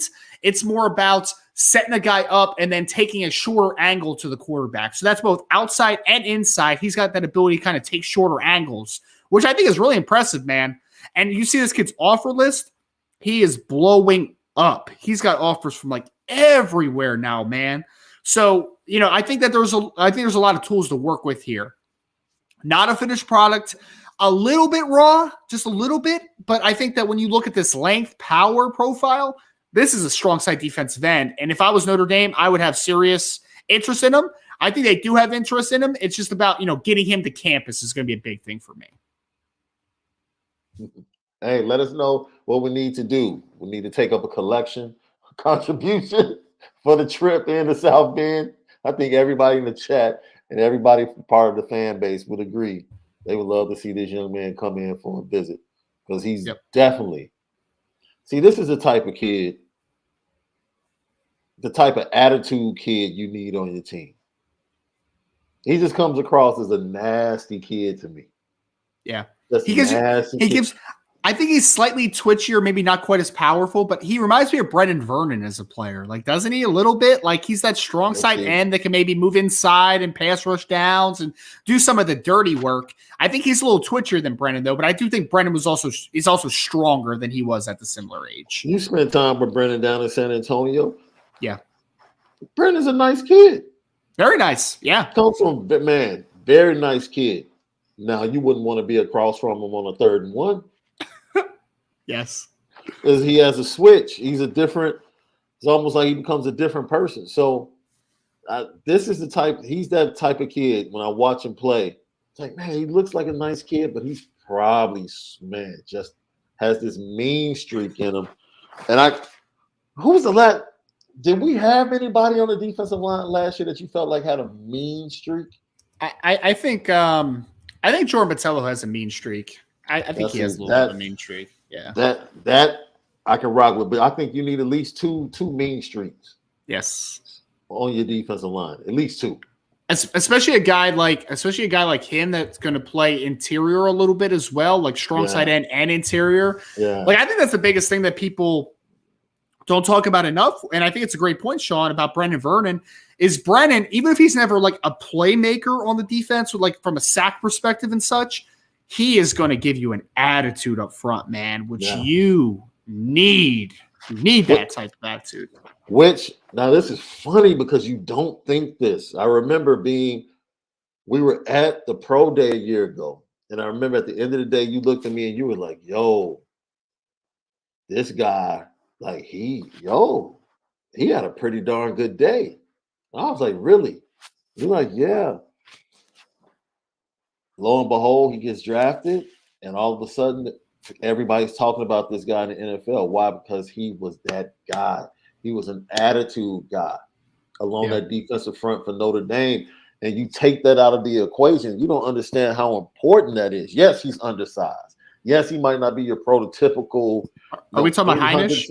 Yeah. I'm talking about Heinisch, yeah. Yeah, he was an attitude guy for Notre Dame. He brought something that was sorely missing, in my opinion. He made the Texans as a rookie, as an undrafted free agent. Absolutely. Like, I think that speaks volumes, man. You know why Kurt Heinisch made the Texans roster this year? I hate to break it to everybody. It's because he's a nasty dude, man. Yes. Like, he plays hard. Like, that's why he made it. Yes. You need those type of guys on the inside of your defense, man. Yeah. You really do. And I think that part, as much as you talk about the talent of the other guys that was still left when he left, I think that was a part of the equation that was sorely missed, especially in certain moments in big games. Yeah. Well, Sean, great segue, sir. And you are the best at segues on this show, by the way. Fantastic segue. You want to talk about nasty. You want to talk about demeanor. You want to talk about mean. May I introduce you to Cameron Pruitt, who is a safety linebacker out of the state of Alabama. 6'3", 190 pounds. People ask, I know Brandon Plesner is one that's asked this a bunch, and for good reason, who are the rover targets in 2024 for Notre Dame? Well, this is that guy, Sean. And I think everyone's going to really enjoy this film. We showed him before, I believe, but man, he's a lot of fun. Again, 6'3", 190. Kind of plays overhang, plays on ball a little bit, blitzes. Yeah. And he takes on blocks pretty well as well. It blows dudes up, man. You think? Oof. Oh, wow. Yeah, man. Yeah. This is like him and Tylen Singleton are very similar football players. I'll say this, though. Tylen is a better athlete than Cameron Pruitt, in my opinion. Cameron Pruitt is a meaner player and more physical player. He's got attitude to him, Sean. He's got big-time attitude. It's funny you say that because Tylen might be Malik's favorite prospect in 24. Like, he immediately fell in love with Tylen Singleton's film. But the physicality with the athleticism, the combination that we're showing right here and we're watching. Look, how would you like to have that recruiting base down there in the state of Alabama? Seriously, man. Man. I mean, and Sean, like, and I know Brandon just put this in the chat, and we'll hit this on the mailbag a little bit. I think that there's something here potentially, man. Like, this is a high academic kid who I think does really like Notre Dame from everything I'm hearing. It's going to come down to if you get him on campus this fall, because again, like a lot of SEC schools are on a Cameron Pruitt, but man, I love watching this kid's film. Whether he ends up with Notre Dame or Alabama or Georgia, whoever, this kid is a missile, man. This kid is a missile. I just love this film, Sean. I mean, because you've seen him now playing on the edge, almost like a defensive end. You see him on the second level. There he is playing the slot, getting an interception. He was also playing single high at one clip, playing too high. This kid does everything for that defense. Despite being technically a safety for his team, he had like 18 tackles for loss as a junior or something like that. Like a crazy number, man. Because there he is stripping the ball out of the dude's arm. He's just, he's good, man. He's a really good football player. Really good football player. And an extremely high academic kid. which I just want to reiterate again. Like this kid, I think is a high 3 or a 4.0 student, man. Like he's a very high academic kid, which is never hurts Notre Dame's chances, right? That never hurts their chances. Right. Here he is. Where is he? Where is he? I don't even know where he is. Oh, there he is. Just chasing down on the backside. Sean, this is the modern day Rover right here. He's going to be 6'3", 210 pounds, and just be a heat-seeking missile. He's going to be, and again, I'm not saying that he's going to be quite as good as what Jeremiah Owusu-Koramoah, but stylistically, he's going to be Jeremiah Owusu-Koramoah with 2+ inches. That's what he's going to be. I mean, look, chasing down the screen. I love this kid, man. I'm right there with you. And again, you got here it comes. Here it comes. Is he going to play special teams, Sean? Is he going to play special teams? Let's take a look. Is he going to play special teams? Is he going to play special teams? Woo! Hey, that tackle might be outlawed by the time he gets to Notre Dame, though. You're not wrong about that one. But regardless, my guy can run. My guy is physical. He'll play special teams. He'll be a really good player on the second and third levels potentially for a team. Man, I can't say enough things about him. And I'll say this. I've had the chance to talk to him a few times, Sean. He's a really nice kid, man. Like one of those really respectful, like when you talk to some kids and they're just like very like, oh, you're Sean. Like, we'll talk to you like a normal person. And then there's other people that are like, yes, sir. No, sir. Absolutely, sir. Thank you, sir. Like one of those dudes, That's how he is. Like super respectful kid too, which I really do like. To the point they make you feel like, man, you know what? You can actually say my first name. That's how it was with Drake Bowen, right? Yes. Like you build a relationship. Drake was one of the most, Drake was one of the most respectful kids that you'll ever talk to, man. Like just such a nice kid. Mm-hmm. Yeah. There's a couple of those in the class though. Like Jeremiah McClellan from Christian Brothers. He's another one of those kids. It's just like, he calls me coach. I'm like, I'm not a coach. Like I've told him several times. He's just like, yeah, yes, coach. No coach. I'm just like, I'm Jeremiah. I promise I'm not a coach, man. But like he's just very respectful like that. Yeah. Right. Isn't that funny? Do you ever feel like somehow, some way when you like build a relationship with these kids that somehow, some way they think you're attached to the school? Yeah. As I've had at least one in particular. I'm like, dude, wait a minute. Like, I'm not recruiting you. I'm just covering your recruitment. Like I'm not with the school, but it's like that's the attachment you build with some of these kids. When you talk to them week after week over the course of a year, they kind of connect you with that institution, especially if they really like you. So, no doubt. I just really like that kid, man. Just such a nice young man. I'm glad he's that type of young man. Those are the gems. Those are the gems that make the job worthwhile. Yeah, man. So Notre Dame needs to get Cameron Pruitt on campus this spring, summer. We'll see if that happens. If it does, I think that's an indication that there is legitimate interest there. I do think that there's interest there. So, yeah. But we'll see. We'll see, obviously, as that continues to turn a little bit. Next guy, Sean, we got 2 players left. Both are in the secondary here. One guy we've talked about a ton, so we're not going to watch as much film on him. But I wanted to bring up Jalen McLean again, Sean, who is a safety out of Seton Hall Prep in New Jersey, West Orange, New Jersey. For me, Sean, I understand this, and I'm going to be fully transparent with this. I'm going to be higher on this kid than just almost anybody that we talk to, I think. I really am. I just put out a film review on him. I think it's a top 150 kid right now, Sean, with top 50 upside. I really do, man. 6 foot, 185, good frame, physical, sticks his nose in there as an alley player, has good range. I want his ball skills to be a little bit better, but like movement skills, athleticism, physicality. I think this kid's one of the best safeties in high school football. I really do. I think that he is a stud. I know Notre Dame's high on him.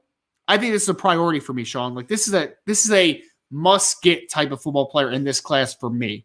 Get Jalen McLean. He's your future starting free safety at Notre Dame, or your boundary safety, however kind of they want to forecast it. I really like Jalen McLean a lot, Sean. Some people are very high on him from a recruiting ranking perspective. 1 or 2 are not, but I think you're going to see him more and more continue to rise in these rankings. Now, what's not to like? Like, what's not to like? These combination slot guys that project to safety. I like that. Like when I watch film and I see a kid is in the slot in space, I feel really good about his hips, his ability to run, his ability to cover, rather than a guy that's on the back end all the time. So when you talk about him, his versatility, being used as running back, being used as a wide receiver, he's just an all-around athlete, and it lets me know that he's a playmaker as well. That's something that we didn't. Ben Minich on both sides of the ball was a playmaker in his senior year. And I think that's why his film kind of jumped and popped a little bit different, because it just does something when you get a young man that can be a playmaker two ways, play multiple positions, and just makes an impact. Making impactful plays transfers to the next level. Like, because you just have a knack for making plays no matter where teams put you or what they need from you. That's a trait you have to watch. I mean, we see this kid, he's playing back too deep, coming up, making a tackle. He's blitzed off the corner. We saw that on the second piece of film. Now they're putting him, off man, forcing an incomplete pass. There he is again in the interior. Quick bubble screen. Oh, they faked him. And he's in position, I'm pretty sure. Yep. What's not to love? He's a smart kid. Yep. Yeah. And Sean, I think that this is the modern safety in today's game, right? Because all the things you just said, you've seen him make plays from single high. You've seen him make plays from too high. You've seen him make plays from the slot. You've seen that he can run. I mean, how many of these pursuit tackles has he made kind of as touchdown saving tackles on this film? This is a kid where, whether you want to phrase him as a boundary safety or a free safety, or a boundary safety or a field safety, this kid can rotate to the middle of the field. He can rotate down. I wouldn't be surprised if he's a big nickel during his career, where he's got man-to-man coverage skills. Like, I think that this kid has everything that you need. And I know Jason just said, Jason asked who we're talking about. We're talking about Jalen McLean, who's a safety out of Seton Hall Prep here in New Jersey. So you see him do a little bit of everything, man. And I like him. I really like him a lot. He seems to have an understanding of alignments as well. Yes. Like, smart kid. That little flare route they tried to run on him, he understood what he was trying to do, kept his leverage, made contact, and immediately turned to look for the ball. He's a smart kid, man. He's a smart kid. And I think that really does translate to next level, Sean, because it's a great point. Here's another great. Watch the ground he covers here, Sean. Flying, dude. Flying, and somehow forces that kid out of bounds. Like, just absolutely flying. So he is, but I think it's a great point, Sean. If you have a kid that is able to line up as many places as he can, though, he needs to know the defense, right? Because that's so many different positions, that's so many different responsibilities. He has a very good head on his shoulders. I think he's a better athlete, all due respect to Adon Schuler. I do think he's a better athlete, but he brings that similar profile to Adon in the sense that he knows where to be on the field at all times. That's one thing that you can't quantify about Adon Schuler, is that he's always going to be in the right spot. He just always is. Jalen McLean's the same. I just think Jalen McLean is a really, really good athlete. Quick, fast, explosive. This kid's, I think, is going to be a 6 foot, 200-pound safety that can play either spot. Like, that's kind of how I see him. Plant that jersey flag. Plant it. Let's get the pipeline going.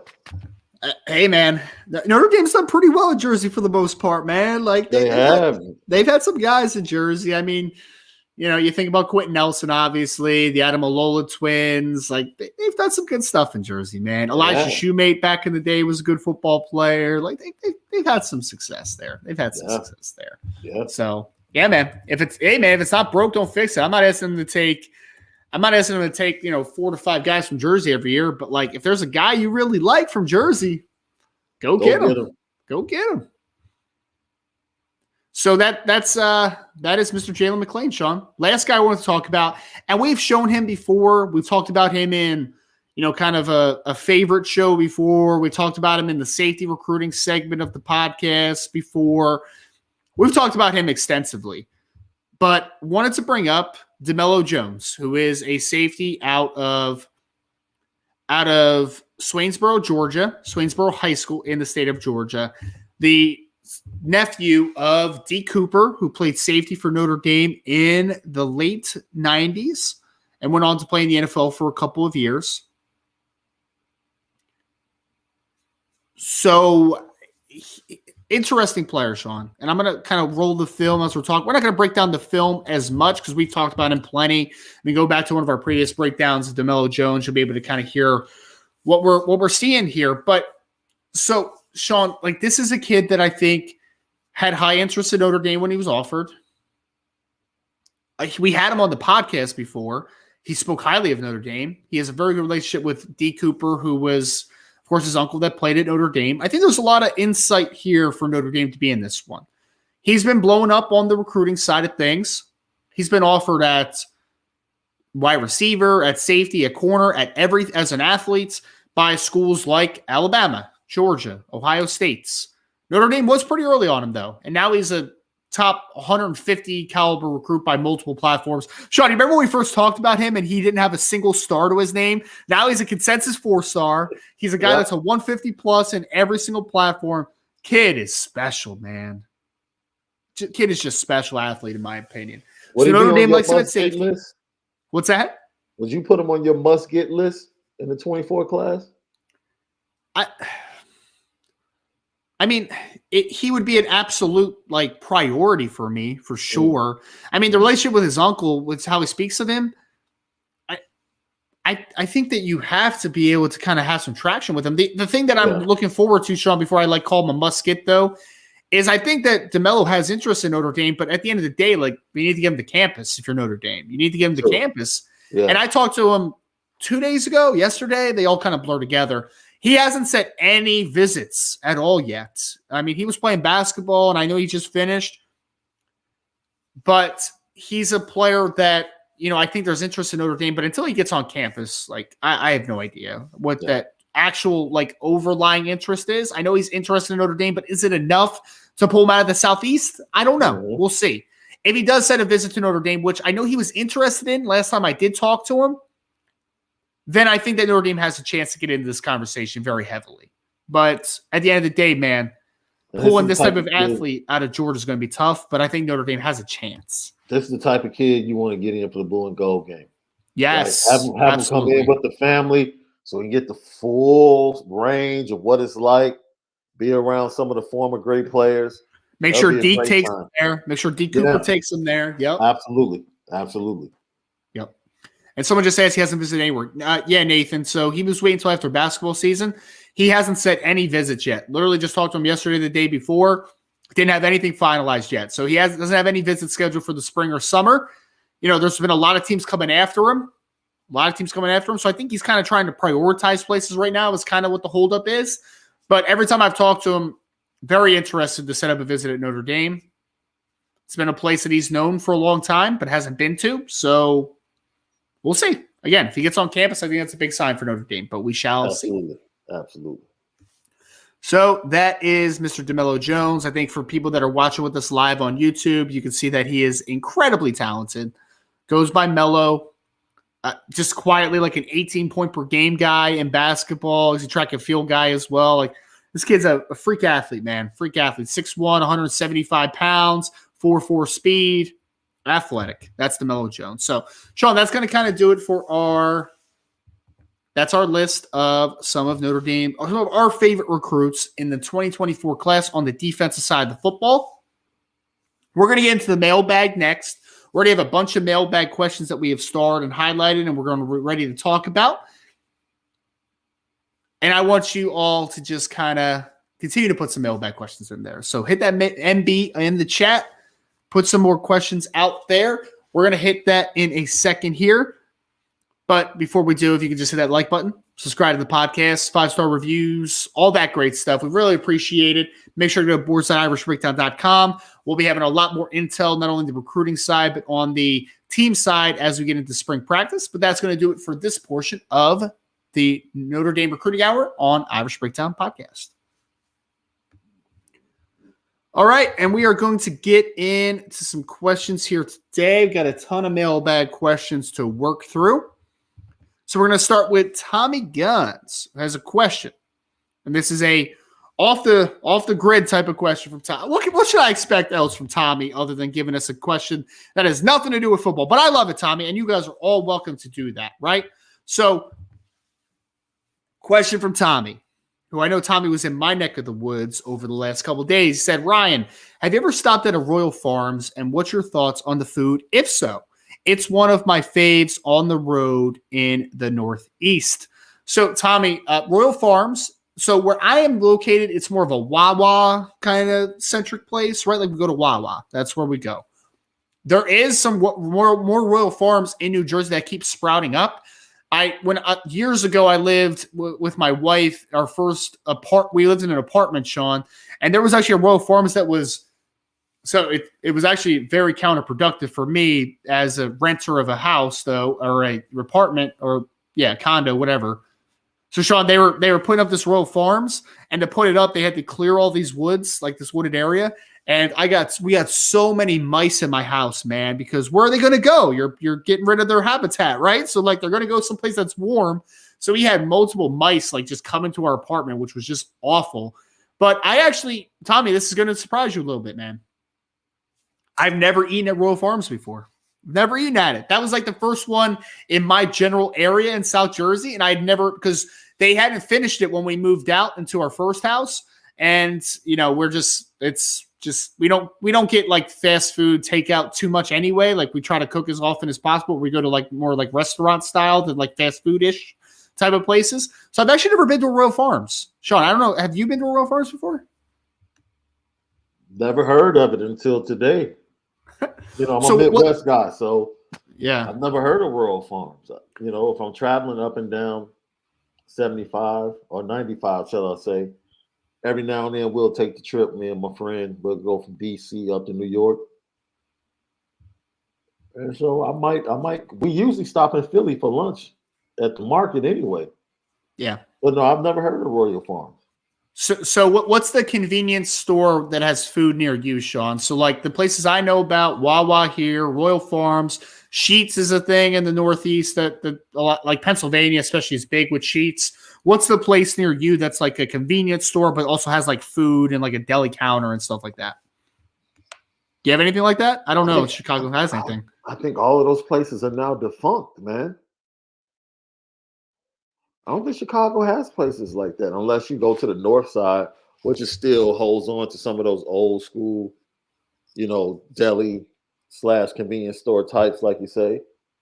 Manny's. Okay. Downtown is kind of like that. It's a well-known delicatessen. Used to be connected to a store as well, but I think they closed the store and now it's just a delicatessen. It's kind of world famous because a lot of people come in town and go right to Manny's. Well, that's the only one that I can think of. Yeah, so Wawa is obviously the most prevalent around me, Sean, and it's not a place that I go to Wawa for like general like snack foods and stuff. Like I don't really go there for like I don't get hoagies from Wawa much anymore. Like that was more like young me when I would get drunk and need to go someplace at night to get a hoagie. You know what I mean? Like that was more that spot for me personally. I cook a lot in my house though. Like I'm making risotto tonight, Sean. Risotto is very good. I'm making risotto tonight. Yes. I've recently become a huge fan. I think I told you this. Mm-hmm. Like risotto has, man, you talk about jump to the top of my list. That's dangerous, man. You guys have a very dangerous culture, my friend. Why is that? Yeah, because you have so many different types of pastas that you can go to. Connect with the sauce and the cheese and the different meats. That's dangerous because there's a lot of different combinations you can, most people outside of the culture will go straight to the fettuccine, right?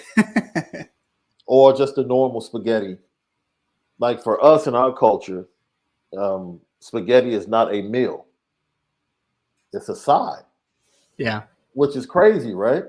So Like we'll have meats, whether it's poultry, seafood, and then we'll have 2 or 3 sides, and spaghetti will be part of the sides. Where if you really make spaghetti right with the homemade meatballs, things of that nature, that's you don't need anything else. Get you some nice garlic bread or a nice loaf of really good fresh bread, and just dip that in the gravy because we call it sauce. I guess this was supposed to be called gravy. Oh, we call it gravy. My great grandmother, who has since passed away, would dig out of her grave and slap me in the face if I called it sauce. Sauce. She would Absolutely. slap me in the face. Absolutely. Yeah. Absolutely. Yeah. So she would say that's Metagon stuff. That's Metagon stuff. We're not Metagons around here. Metagon. Okay. I like that. Metagon. Just means Americans, man. We're not Metagons around here. We call it gravy.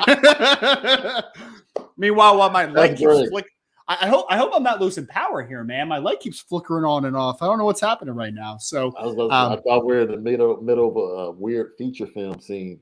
Dude, the next few days here in Jersey are going to be like rainy, snow, like a bunch of. It's going to be awful the next couple of days. I want to answer this real quick, Sean, because I said when the young version of me would go to Wawa a lot more. Bob O'Day said, "Young you still young, Ryan? Ryan act like he's old." Bob, I'm not old yet, all right? I'm only 31. I'll be 32 in October. But I'm talking more like, this is like 14 years ago now? Something like that. Like that's a while ago, Like it's a while ago when I'm like doing the whole getting drunk and going to Wawa type of thing. Like I'm not doing that stuff anymore. So it's, man. It's going to be fun, though. Sean, we had a question directly from you. This is from Tommy Guns, and it's kind of along the same line of thinking. He said, Sean, what's your favorite truck stop or gas station for food? I don't do gas stations and food. I'm sorry. I'm not qualified. I know gas stations and food. Yeah.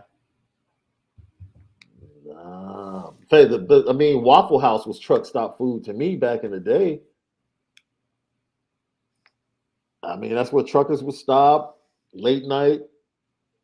But no, I've never really done like truck stop gas station food. But now you have famous chains of like Hardee's and McDonald's inside these gas stations now. So I've purchased a burger at a gas station, but it's from a chain that's connected to the gas station, not an actual chain truck stop. Well, I'll take that back. Back in the day, Phillips 76. Yeah. They used to have a lot of those back in the day that had a nice restaurant. Have you never been to Buc-ee's, Sean? Have you ever been down south? There's like this big stop. It sounds familiar. Buc-ee's is, and someone just put it in the chat. Buc-ee's is like, so their mascot's a beaver, which is kind of weird, but like it's this massive truck stop that has everything, man. It has a deli, it has like a beef jerky station, it has general convenience. Like it is just a wild place, man. Been there once, and my wife was super overwhelmed because there was like so many people in there. She's just like, what is happening? I don't know. Like, this is too big. So but Buc-ee's, yeah, man. Buc-ee's is an interesting place. I'll give you a place, Sean. I don't know if this counts as like a convenience store, but when I went down to Florida, they're not near where I am, but we went to Publix a lot. Publix, like it's a food store. Right.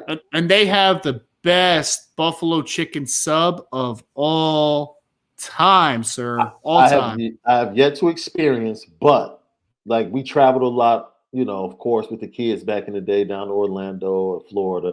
So of course we went to Publix a lot, on vacation. My wife and my mother-in-law, not my wife, my mom and my wife, they went there and they raved about the deli sandwiches. But of course, this was like 2 days before I got there because they flew down early. I came down 2 days later and they were like, oh man, they're so expensive, but their deli sandwiches are amazing. So you're not the only person that I've heard talk about Publix and their sandwiches being pretty good. Yeah. I've yet to try it out myself, but my family would back you up on that. My family would definitely back you up on that. Dude, it's really, really good. Like, no BS. Like it is, I was curious about the hype because I had heard about it a lot, And it backed up the hype. It did back up the hype. So I think Publix and Ralph's have to be the two most expensive grocery stores I've ever been to. It's a good one. Yeah. The Ralph's out in California and Publix in Florida. Man, high dollar groceries. Sean, I'm going to let you answer this one. So I got to jump off for 1 second. We had a question from Jason Smith who says, does Luke Tolich or Tolich, I forget how you pronounce it. Someone's going to correct me in my DM all the time. Does he get a look for an open spot as far as a scholarship offer now that Brandyn Hillman's out of the class?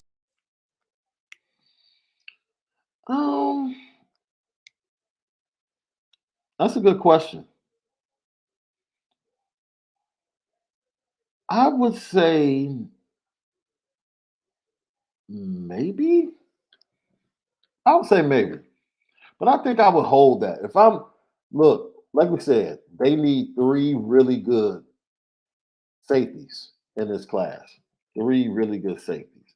And as for me, I'm holding back. I mean, I'm intrigued. Very good athlete. Once again, talking about the Northeast. He's about 6'3", 185, something like that. So, I like his film. But I think there's some other guys that you can go ahead and put on the board as well, in my opinion. In the 24 class that I might like a little bit more, that I'll be willing to wait on. So I would say they would take a look, but I don't know if they really move on it because of the talent that exists in the 24 class. I think the safety position in the 24 class is extremely deep and talented. Extremely deep and talented. So to make a move on Tolich as a reaction to Brandyn Hillman, as opposed to going after the top guys in 24, I would probably lean towards the top guys in 24. Yeah, and I think that, I think for me, because it's a great question, Jason, but I think that for me, Luke Tolich, again, I apologize to Luke. I know he's a great young man, and my apologies for not knowing the correct pronunciation of his last name. Mm-hmm. But Luke, I think, is a player, Sean, that I anticipate being a scholarship player at Notre Dame at some point. Mm-hmm. Does the lack of number maybe escalate that earlier in his career? Possibly, but I don't think that they just go out of their way to offer him a scholarship now because, I think to your point, Sean, like that's going to be one less scholarship that they have to give around type of thing. And I think Bob just put it in the chat, which he's completely correct about, is that you are still over scholarship numbers as you sit anyway. Yeah. So that's kind of where we are. So we're just going to be Bush League. I'm sorry, man. I'm sorry. I look, every time I say Luke's last name, I mispronounce it one way or the other. And then someone puts it in my DM. This is how you pronounce it. And then I always forget regardless. I apologize, man. I apologize.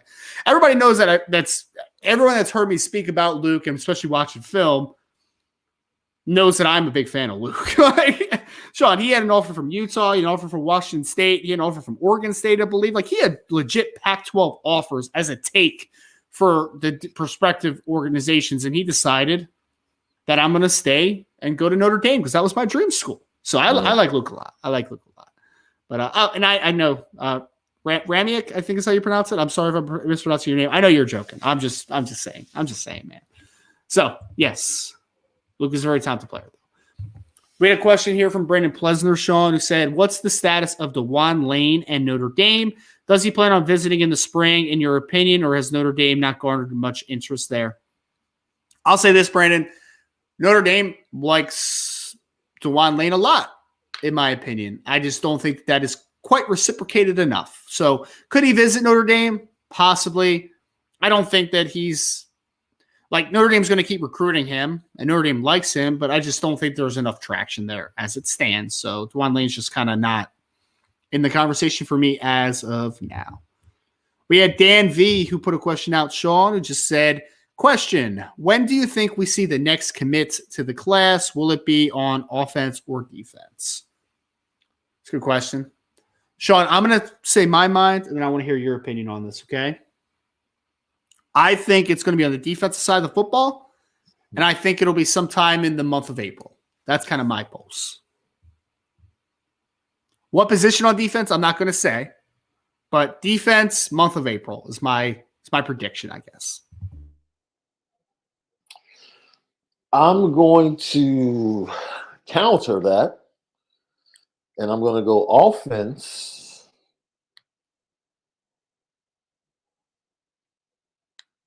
In April. I almost said March, but I'll say in April. And I have the position, I say offensive line. That's interesting. Yeah. Huh. You know, I like big odds. I'll go ahead and take the 100-1 odds rather than the 5-1. Here's my prediction, Sean. I think the next 2 commitments from Notre Dame will both be on the defensive side of the football. That's my prediction. So we'll see. Yeah. Shall see. I think Notre Dame's in a good spot with a lot of players, though, which we don't want to convince ourselves of because it's all doom and gloom around here right now. But like Notre Dame will be all right, man. They'll be all right. Sean, I said this on the message board today, I think this morning to someone, because I think that there's a lot of overreactions to stuff sometimes. Because, like, look, Brandyn Hillman not being in the class stinks. That stinks, man. Like, it does. But it's also not like everything doesn't stink because one thing stinks, right? Like, why do we have to take it? We take it too far sometimes. If Notre Dame closes on the players that I think they're in good position with right now, and they just maintain the rest of the way, Notre Dame's going to have a higher ranked class than they had last year from a points perspective, from a ranking perspective, in my opinion. I think that this class is going to end up being very good for Notre Dame.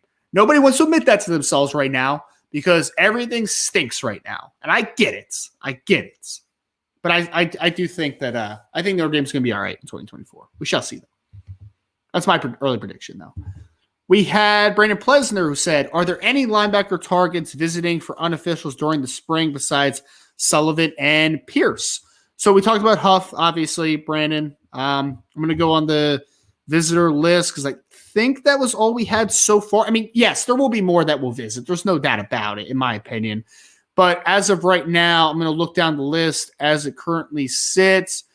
We had, Gavin Nix is a 2025 kid, but obviously he's not you're talking about 2024, obviously. Cole Sullivan, Bodie Cahoon is going to be on campus on March 22nd, which is the first day of camp. And then we talked about Brian Huff as well. So Sullivan, Huff, Cahoon. So that's kind of where we're looking at as of right now. Bodie Cahoon is out of the state of Virginia, he's the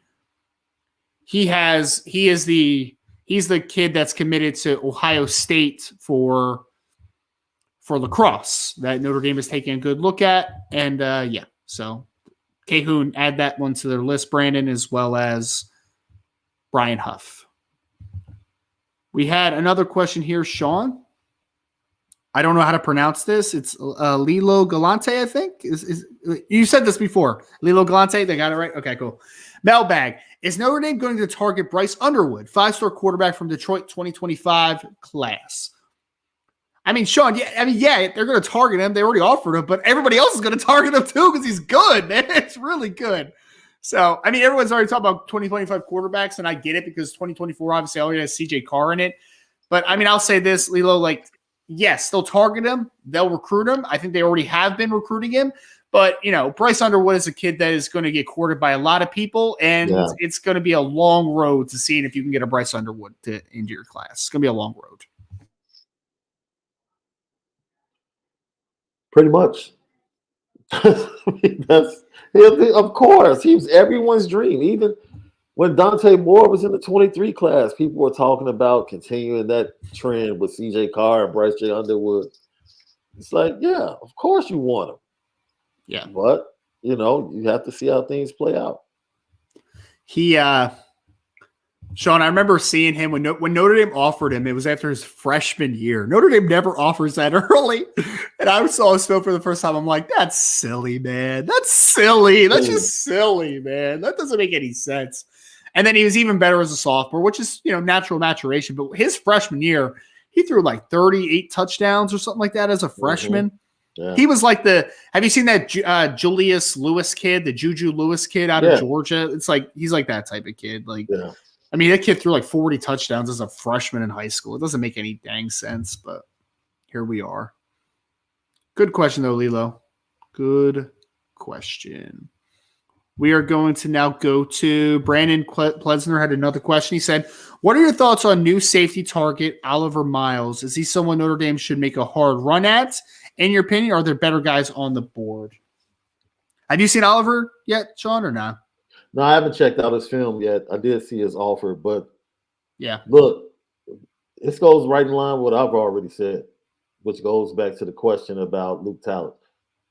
Look, the 24th class is thick when it comes to safeties. It's almost like it's set up perfectly because as much as we want to put Chris O'Leary under the microscope from a recruiting standpoint, the 24 class really sets up perfectly, just like the wide receiver class, as far as like you can take any combination of three. Like based upon the people, the young men that Notre Dame has offered or will offer in the future, if you give me any combination of three, like you give me, well, first of all, I'll tell you now, you can just like you talked about Josiah Brown initially with all your combinations. I'm starting all my combinations with DeMello, like all of them. Yeah. All right, that's number one, and then you can add in Jalen McClain. I love Jalen McClain is like at the top of my list as well. So you give me Jalen McClain, DeMello, and then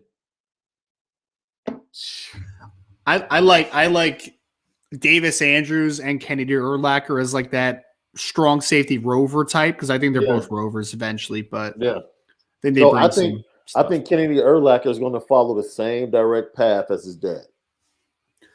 Well, you think he's going to grow like 3 inches when he's on campus? I think he's going to be so good that eventually he's going to move up the linebacker, but playing on the back end is going to benefit him in so many different ways when he gets to that position. I don't know if he goes inside. He might end up well, his dad, the Bears was absolutely just dumb because they were playing Brian Urlacher at the strong linebacker covering tight ends. Why? They wasted like a year and a half. Thank God Barry Mentor got hurt. That sounds really bad that I'm being thankful that someone got hurt. But had he not got hurt, Brian Urlacher would have never been a middle linebacker for the Bears. Yeah. So I think his son does pick up weight, and I think eventually he moves down to in the box rather than being on the back end, that being his strength. That's so amazing, right? Like how seeing the game from different perspectives, whether it's on the offensive side of the ball, defense side of the ball, helps you once you get to your final destination. Right.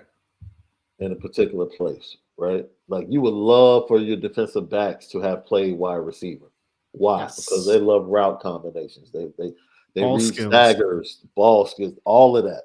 Like they play the position, so they know how to attack it. And I'm sure running back and linebacker kind of works in that way as well. So that's pretty interesting conversation for me. I think the safeties are so many safeties. Good. A lot of safeties on the board, man. It's a really good safety class. group. Yeah, it's a good group of safeties, man. Dude, just in the state of Georgia, Sean, they got Mike Matthews. Well, Matthews was like wide receiver, but like Mike Matthews, Ricardo Jones, DeMello Jones. It's just silly. KJ Bolden. Like, what, dude? How do you have all these dudes in Georgia right now? It's insane. Absolutely insane. And Kirby's just sitting there like, I don't have to leave my confines in order to find me a top safety. God. Seriously. Well, I think Kirby already has 2 committed to him for Georgia in 2024 as well. It's just like, okay, cool, man. Georgia's safeties are just wild in 2024, though. Sean, here's an interesting one. You as a Bears fan. I have a very strong opinion on this, but I would love to hear yours first. From Coach Vic 7 said, how did the Bears screw up the Mike McGlinchey signing? They needed to overpay for his services. I don't think they screwed anything up. I think Denver came in and offered an extra year with a bump in the AAV. and more guaranteed money. I mean, that happens. That's business. That's not the Bears screwing it up. That's Denver, who probably had the second worst offensive line in the NFL, being more desperate, right? I think the Bears went after a need, and the Broncos spent money on two offensive linemen. They already overpaid for one interior offensive lineman, and then they overpaid for McGlinchey. So I think the Bears are at 9. They literally can get an offensive tackle in the draft. Like, I think that's where they're going to go. Whether it's Peter Skoronski or Paris Johnson, or even the offense Broderick Jones from Georgia. Like, I think they're going to go in that direction. Yeah, I agree. Yeah, I think when you're set up the way they are, you don't have to get desperate. Denver, I'm not sure how many draft picks. I know they got some picks for trading the defensive lineman over to the Dolphins, but I think that was like a third round pick. Yeah, I think that was like a third. I think they got a first out of that deal, if I remember correctly, didn't they? You might be right. You might be right. That's incredible if they did. Yeah, Bradley Chubb's not worth that, man. No. Bradley Chubb's a solid player, but he's a good player. But no, but I think he's being. I had this conversation with someone last night. I respect Ryan Poles for being responsible. Yeah, because a lot of GMs can get in this situation with money and 10 draft picks and just act irresponsible with the money, not understanding that there's 2 years of free agency and draft that you're taking care of in this situation. So, Sean, I actually think this is probably going to be very controversial on this show, so maybe I shouldn't say it, but I think the Bears kind of dodged a bullet a little bit, man. Like, I really do. I like Mike, and Mike's a good player, solid player, I would say, in the NFL level. I'm going to sip my tea as you talk. He's not worth $87 million over 5 years. He's not worth that. He's a solid, okay starting right tackle in the NFL, and you're paying him like he's a really good player. Like, he's not that guy. Like, he's not. I mean, just in my opinion, from what I've seen of Mike, he's been injured a lot for San Francisco in his career. He's played very underwhelming football for the better part of the last 2 to 3 years. Like, I don't think he's worth that much money. Like, he's just not. I would rather take a shot on Paris Johnson and pick 9 and keeping him on a rookie contract than paying Mike McGlinchey $87 million over 5 years. Because, honestly, I don't know what that contract looks like. Like, is it backloaded? I don't know. Like, what is the amount that you're actually paying per year? How many years in the contract can you get out of it? Yeah. I mean, that's all. But, yeah, I mean, like Brandon said, though, great for Mike. I'm happy for Mike. That's awesome. But I don't think that's like a, wow, Bears screwed that one up. Like, it's just, I think it's a good business decision is what I actually think it is. I think Ryan Poles has a term that he calls the value bucket. They had a value set for Mike McGlinchey. And when that value was no longer, or when the production did not match the price tag anymore, then when that value bucket was exceeded by the offer from the Broncos, it's the same thing for Hargrave. I think they were in on Hargrave. Man, it's a lot of money for Hargrave, man. And when the 49ers came really in, good player, but they came in and it was like, okay, deuces, deuces. Because at this point, you understand there are a lot of people getting ready to cut players for cap relief and to get rid of the roster bonuses that are coming up for being on the roster right before or right after the draft. So there's going to be plenty. I think, if I'm not mistaken, Calais Campbell just hit the open market. Yep. And Calais Campbell at this point, he knows who he is at the end of his career. But that's a nice 1 year, 2 year gap leader on the front line in the middle. Every team needs a Calais Campbell, man. Absolutely. Everyone does. Yep. Absolutely. We had this is more of a comment from Brandon Plesner, who just said favorites for him: DeMello Jones, Darian Mayo, Malachi Williams, John Mitchell, Kellen Lindstrom, and Marquise Lightfoot. So that was Brandon's list. We had a couple. We're going to roll through a few of these a little bit quicker. Keith Wakeland weekend, said Sean Ryan, is Malachi Williams, Bryce Young, Clark. Who's Clark? Last name Clark. I'm tripping. Cameron Clark, Cameron Clark or Cole Sullivan a take right now? Keith, in my opinion, based upon everything I'm hearing and just kind of how things have been trending, Bryce Young is absolutely a take. No doubt about it. Cole Sullivan, I believe, would also be a take. Cameron Clark, I don't think is a take right now. I think he might be, but we'll see. I think things have to happen. And Malachi Williams, I think, would probably be a take. So I think 3 out of 4 probably take. So again, I think Notre Dame would absolutely take Bryce Young. I have no doubt about that one. I think they would take Cole Sullivan. I think they would probably take Malachi Williams, but I do not think that they would take Cameron Clark right now. So that's kind of my thought process on that one. So we had Nathan Milton that just said also he wanted a update on Marquise Lightfoot if there's any. Nathan, I mean, as bluntly as I can say this, I just don't think they're prioritizing Marquise Lightfoot. I think that there are other guys on the board that they prefer to Marquise Lightfoot. I think they like him, but I think that there's just other guys that they like more. That's just kind of where we are. It depends on who you're talking about. What's that be? I think there are a lot of people that are not prioritizing him. Then there might be others in the side of the building that talk to him a heck of a lot to give the impression that he's a priority. But no, this is you have to have a keen eye to project this kid. And you have to know the culture he comes from. Yep. The culture has been established at Kenwood, which is very much team, not I. And you look at the Power 5 scholarships that have come from them, none of the players look great or like pop when it comes to film. But just go watch them practice. There's elite athleticism all over that roster. And for me, I've always said, I was one of the first ones that said, dude, Darian Dupree is a dude. I'm talking about this is like a year ago. Yeah. Like before he went to Irish Invasion. Like, yo, he was dominating as a sophomore. Like he's a dude. Marquise Lightfoot, the first time I saw him play, it was before he even, came to Notre Dame, got the offer at the blue and gold game. It's like, dude, project this kid, the length, the size, the athleticism. He's going to be he's going to be better in college than he is in high school. Yeah. He just is. So, and this is something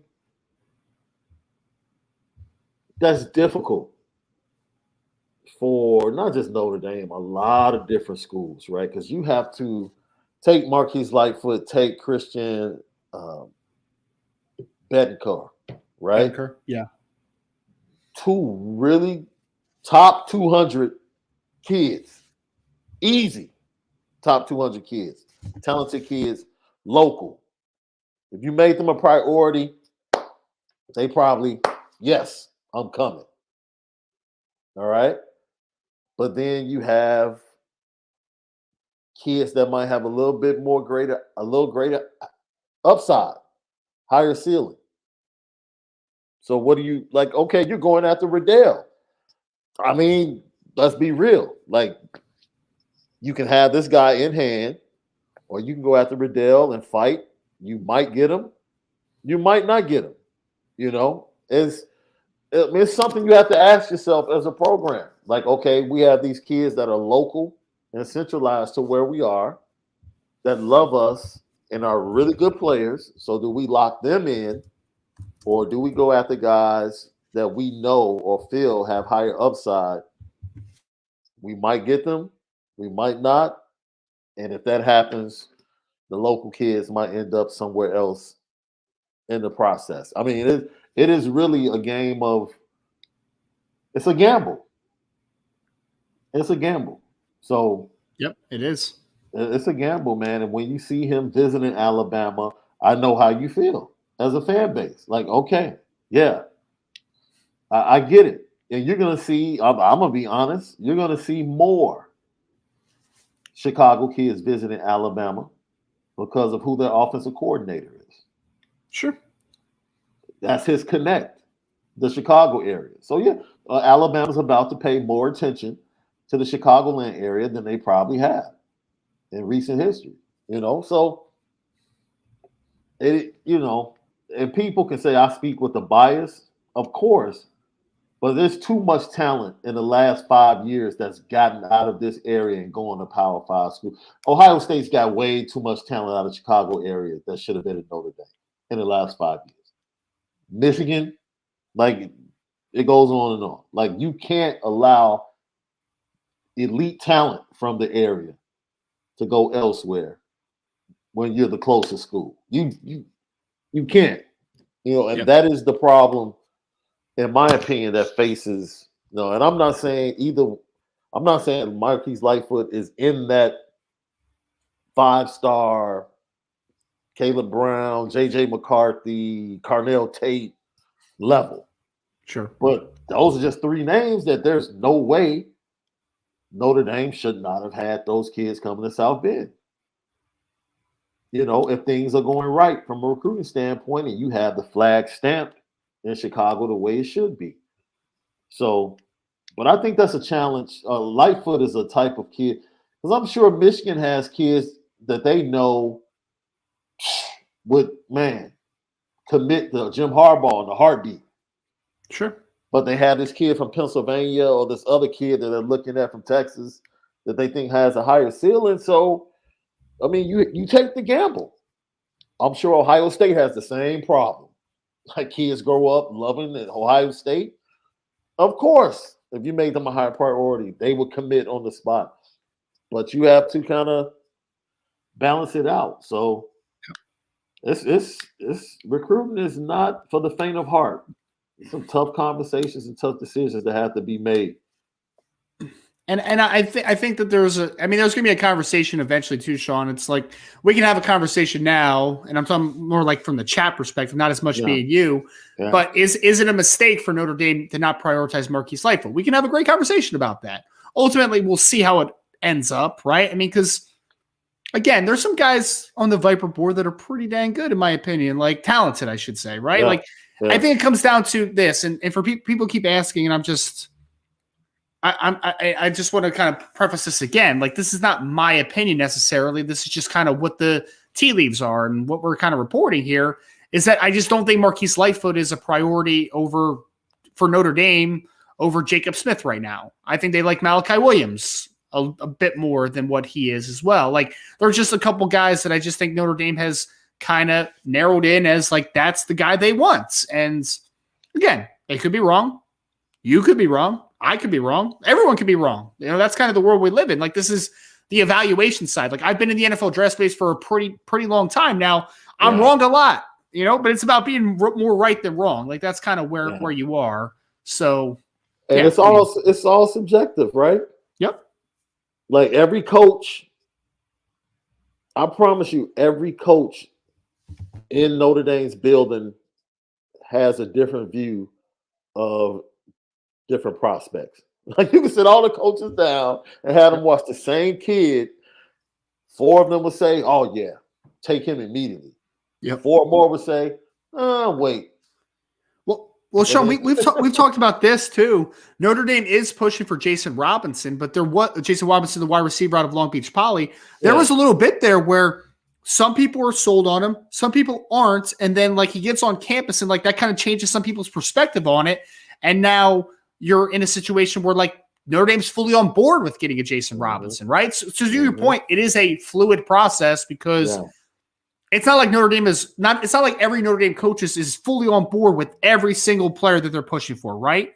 It's just about like balancing that out as far as like, obviously like Jared Parker, for instance, who he likes at tight end is probably going to trump who another offensive coach likes at tight end, right? Like there's a balancing act there. There is a balancing act there. And you can't be mad when you go watch film on Carter Nelson and Jalen Riddell. Like, what are you going to say? Like, what else do you say other than you better get them? Right. You better get them.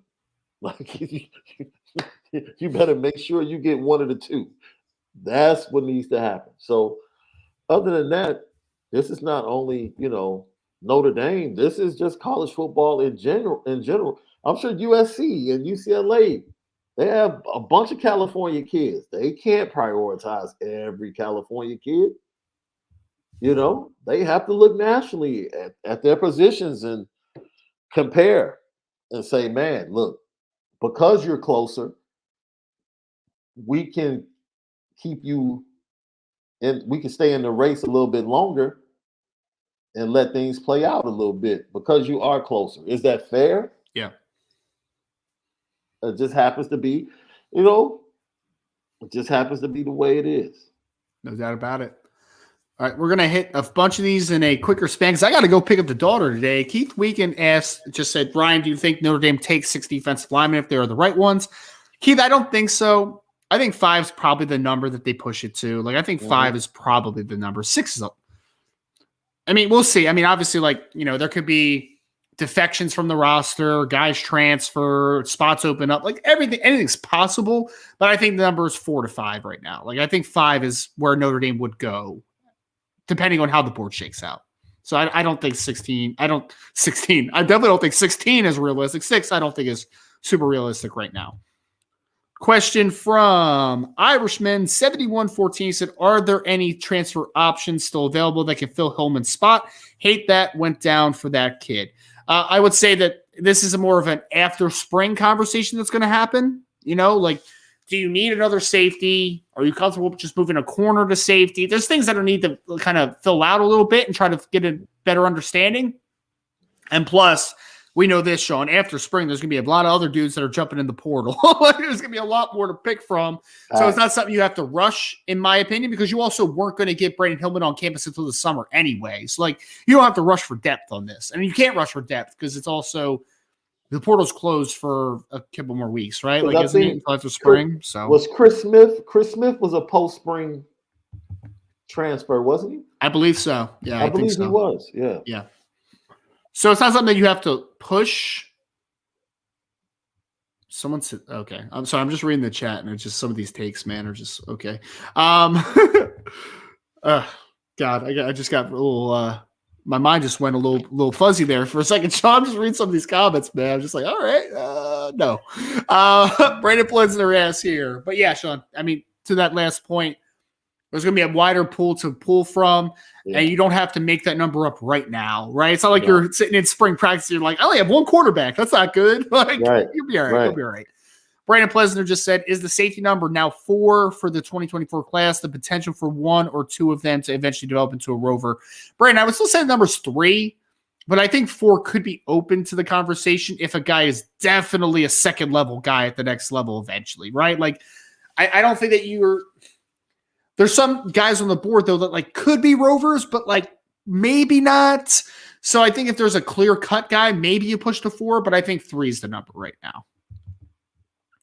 We had a question. It's an interesting one, Sean. I'm going to kick it to you to start here. Archer said, what are the most important position groups on each side of the ball for the 2024 class for Notre Dame?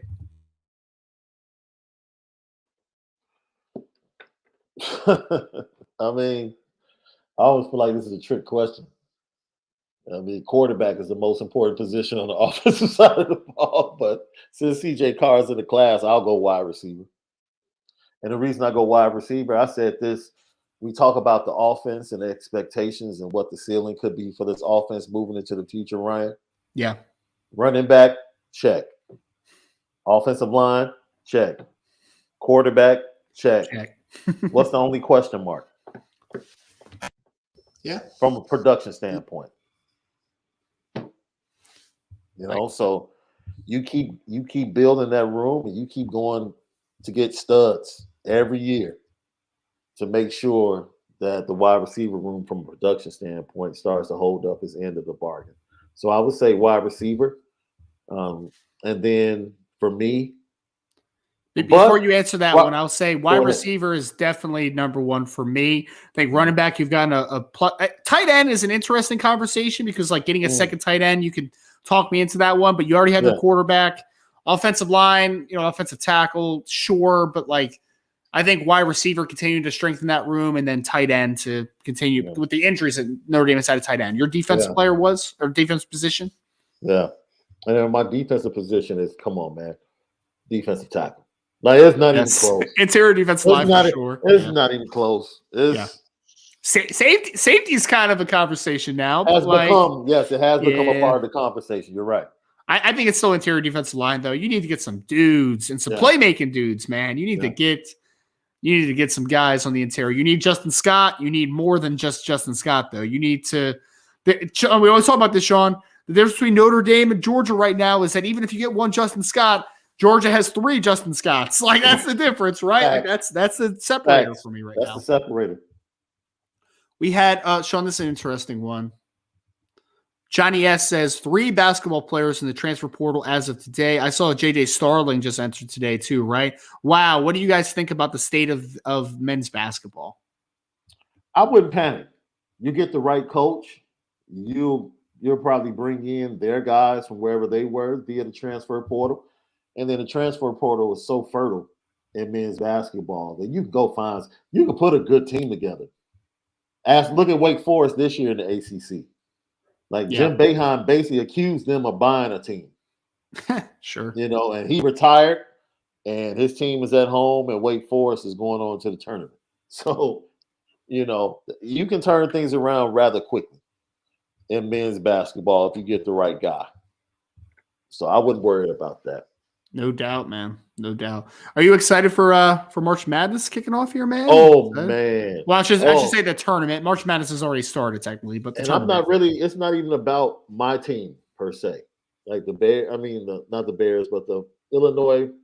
If they win, if they beat Arkansas, they're going to get blasted by Kansas the next game. So it is what it is. But I'm excited because I think the field is wide open. Yeah. Yeah. I think it's wide open. Yeah, it is, man. I saw the bracket. I think that it is pretty wide open as well. I think it's going to be a really entertaining 2023 bracket, in my opinion. So let's hit a couple more here. We're get out of here. Anfior just said, do you think Carson Hobbs will reach 4-star status when it's all said and done? He actually already did. And he hit 4-star on at least one platform. So I think he's moving up, man. He's got to put it together as a senior, but 6'1", good athlete. Like there's traits to work with there. There's definitely traits. Sean, someone just asked another Chicago Bears comment that I just want your thoughts on here for a second. Someone just said, here it is. Archer said, Bears just gave Tremaine Edmonds a 4-year, $72 million deal with $50 million guarantee. As a resident Bear fan here, Sean, reaction to this? TJ Edwards, I thought was a good signing. I do like TJ Edwards. Very solid football player. Solid football player yep. From the area. So he's coming home. Tremaine Edmonds, in my opinion, solid linebacker. He's still young, man. He's still young as well. So 4 years, 72 million is basically 4 years of 50. All right. And I'm sure that last year, probably no guaranteed money. So it really doesn't mean anything. So you're talking about 3 years, really for about 50 mil guaranteed. Sean, he's been in the league 5 years, I think, and he's still only 25 because he was a 19-year-old, 20-year-old rookie. Like his 20 as a rookie. It's wild, man. They just got better. And they just got deeper because Jack Sanborn now can be your backup. Yes. He's a very solid backup. I thought Jack Sanborn was the next Brian Urlacher. Didn't someone tell me that? Didn't you say someone said that before? Dude, Chicago fans were going bananas when they traded Roquan, and all of a sudden, Jackson Sanborn is better than Roquan. Like, relax. Come on, man. Relax. Jack Sanborn's a solid depth piece to a linebacker. There's nothing wrong with that. Now he's in his role. He's in his role now. Yeah, that's where he needs to be. So and I think it says a lot that they have signed Tremaine and TJ Edwards, right? Like obviously they don't see quite what other people are saying about a guy like like Jack Sanborn. Brandon said, why couldn't they? Roquan wanted over $20 million a year. That's why they're not paying 20.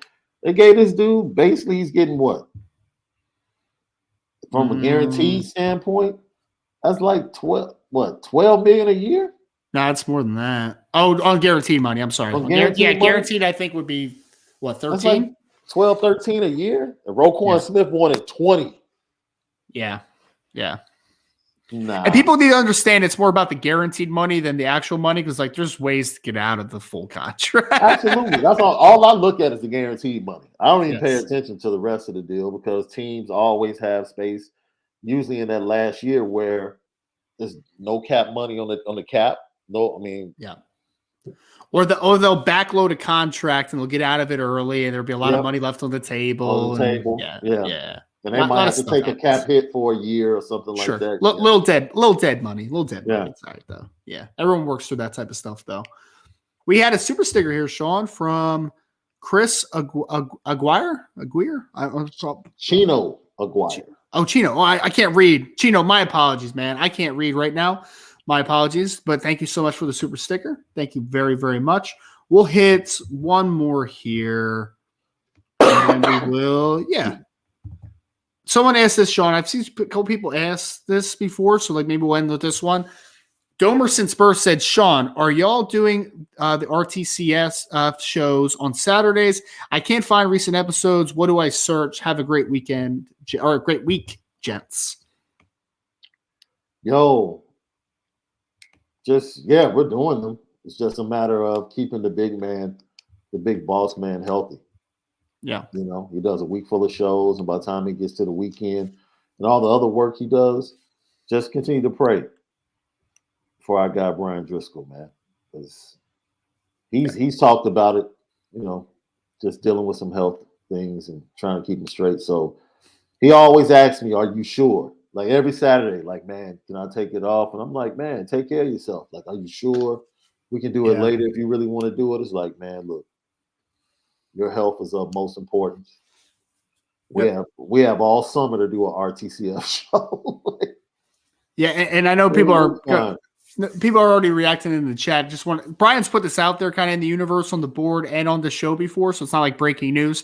But he's just been dealing with some health stuff, and he's fine. Like he's good. It's just just kind of recuperating and getting back to full health type of thing. So I mean, like you said though, just keep good thoughts, good positive vibes, all that great stuff, and Brian will be back to 100% before we know it. Jason Smith, Sean, wanted to know what your max bench was. Looks like it'd be somewhere between a Cadillac and an old Bulk. Man, max at my peak or like right now at this moment? Right now, I maybe could get 225 up once. Probably not though. Once? You think once? I think you could do more than once. Man, I used to be able to rep 225 pretty well, but I haven't worked out in a while, man. I like months, so I don't know. The most I've ever hit, and this is when I was going like every day to the gym. The most I've ever hit is like 320 max. Yeah, I was somewhere in the threes as well. Yeah. That was like 320. I haven't, and I hate the bench press. That was like my least favorite. I'll do everything else. Everything. Bench press, I couldn't stand it, man. And Jason meant Buick. I'm sorry. He meant Buick. Does that say Buick? Oh, it does. I'm an idiot. All right, cool. I can't read. I can't read right now. Sorry, Jason. Nathan, thanks for the heads up there. I don't know. My bad, guys. My bad. The old Buicks were pretty bulky. Yeah. But the old school Cadillacs were pretty well built as well. There's no plastic in either one of those, Brian. Yeah. Oh no, they were built to last back then, man. They were built to last. So if I had to get up under one, it would probably be. I probably would get up under the Buick. That makes sense. Because the caddies were always a little bit longer. Yes, sir. They sure were. I don't know if I could bench it, but we're on the same page though, Sean. As in, like I benched because I had to bench. I wasn't like I love to bench. Like I was more of a deadlift squat guy personally, so that was kind of my thing. I just put up some good weight on the deadlift, some really good weight. But it's a good way to end the show, though. I think I want to thank everybody again for joining us for the podcast today. Always appreciate the support. Before you leave the show, and you shouldn't leave the show yet, if you could just hit a like button, subscribe to the podcast. 5-star reviews on your favorite podcast platform are always very much appreciated. Go to the message board at boards.irishbreakdown.com. The podcast at IB Nation will be back tonight for IB Nation Sports Talk with Mr. Sean Stires. I think Vince D'Addario is on tonight. with Sean. So make sure to check that out at 6 p.m. Eastern time. I want to thank you all again for joining us today. From Sean, I am Ryan. Thank you all again for joining the Irish Breakdown podcast.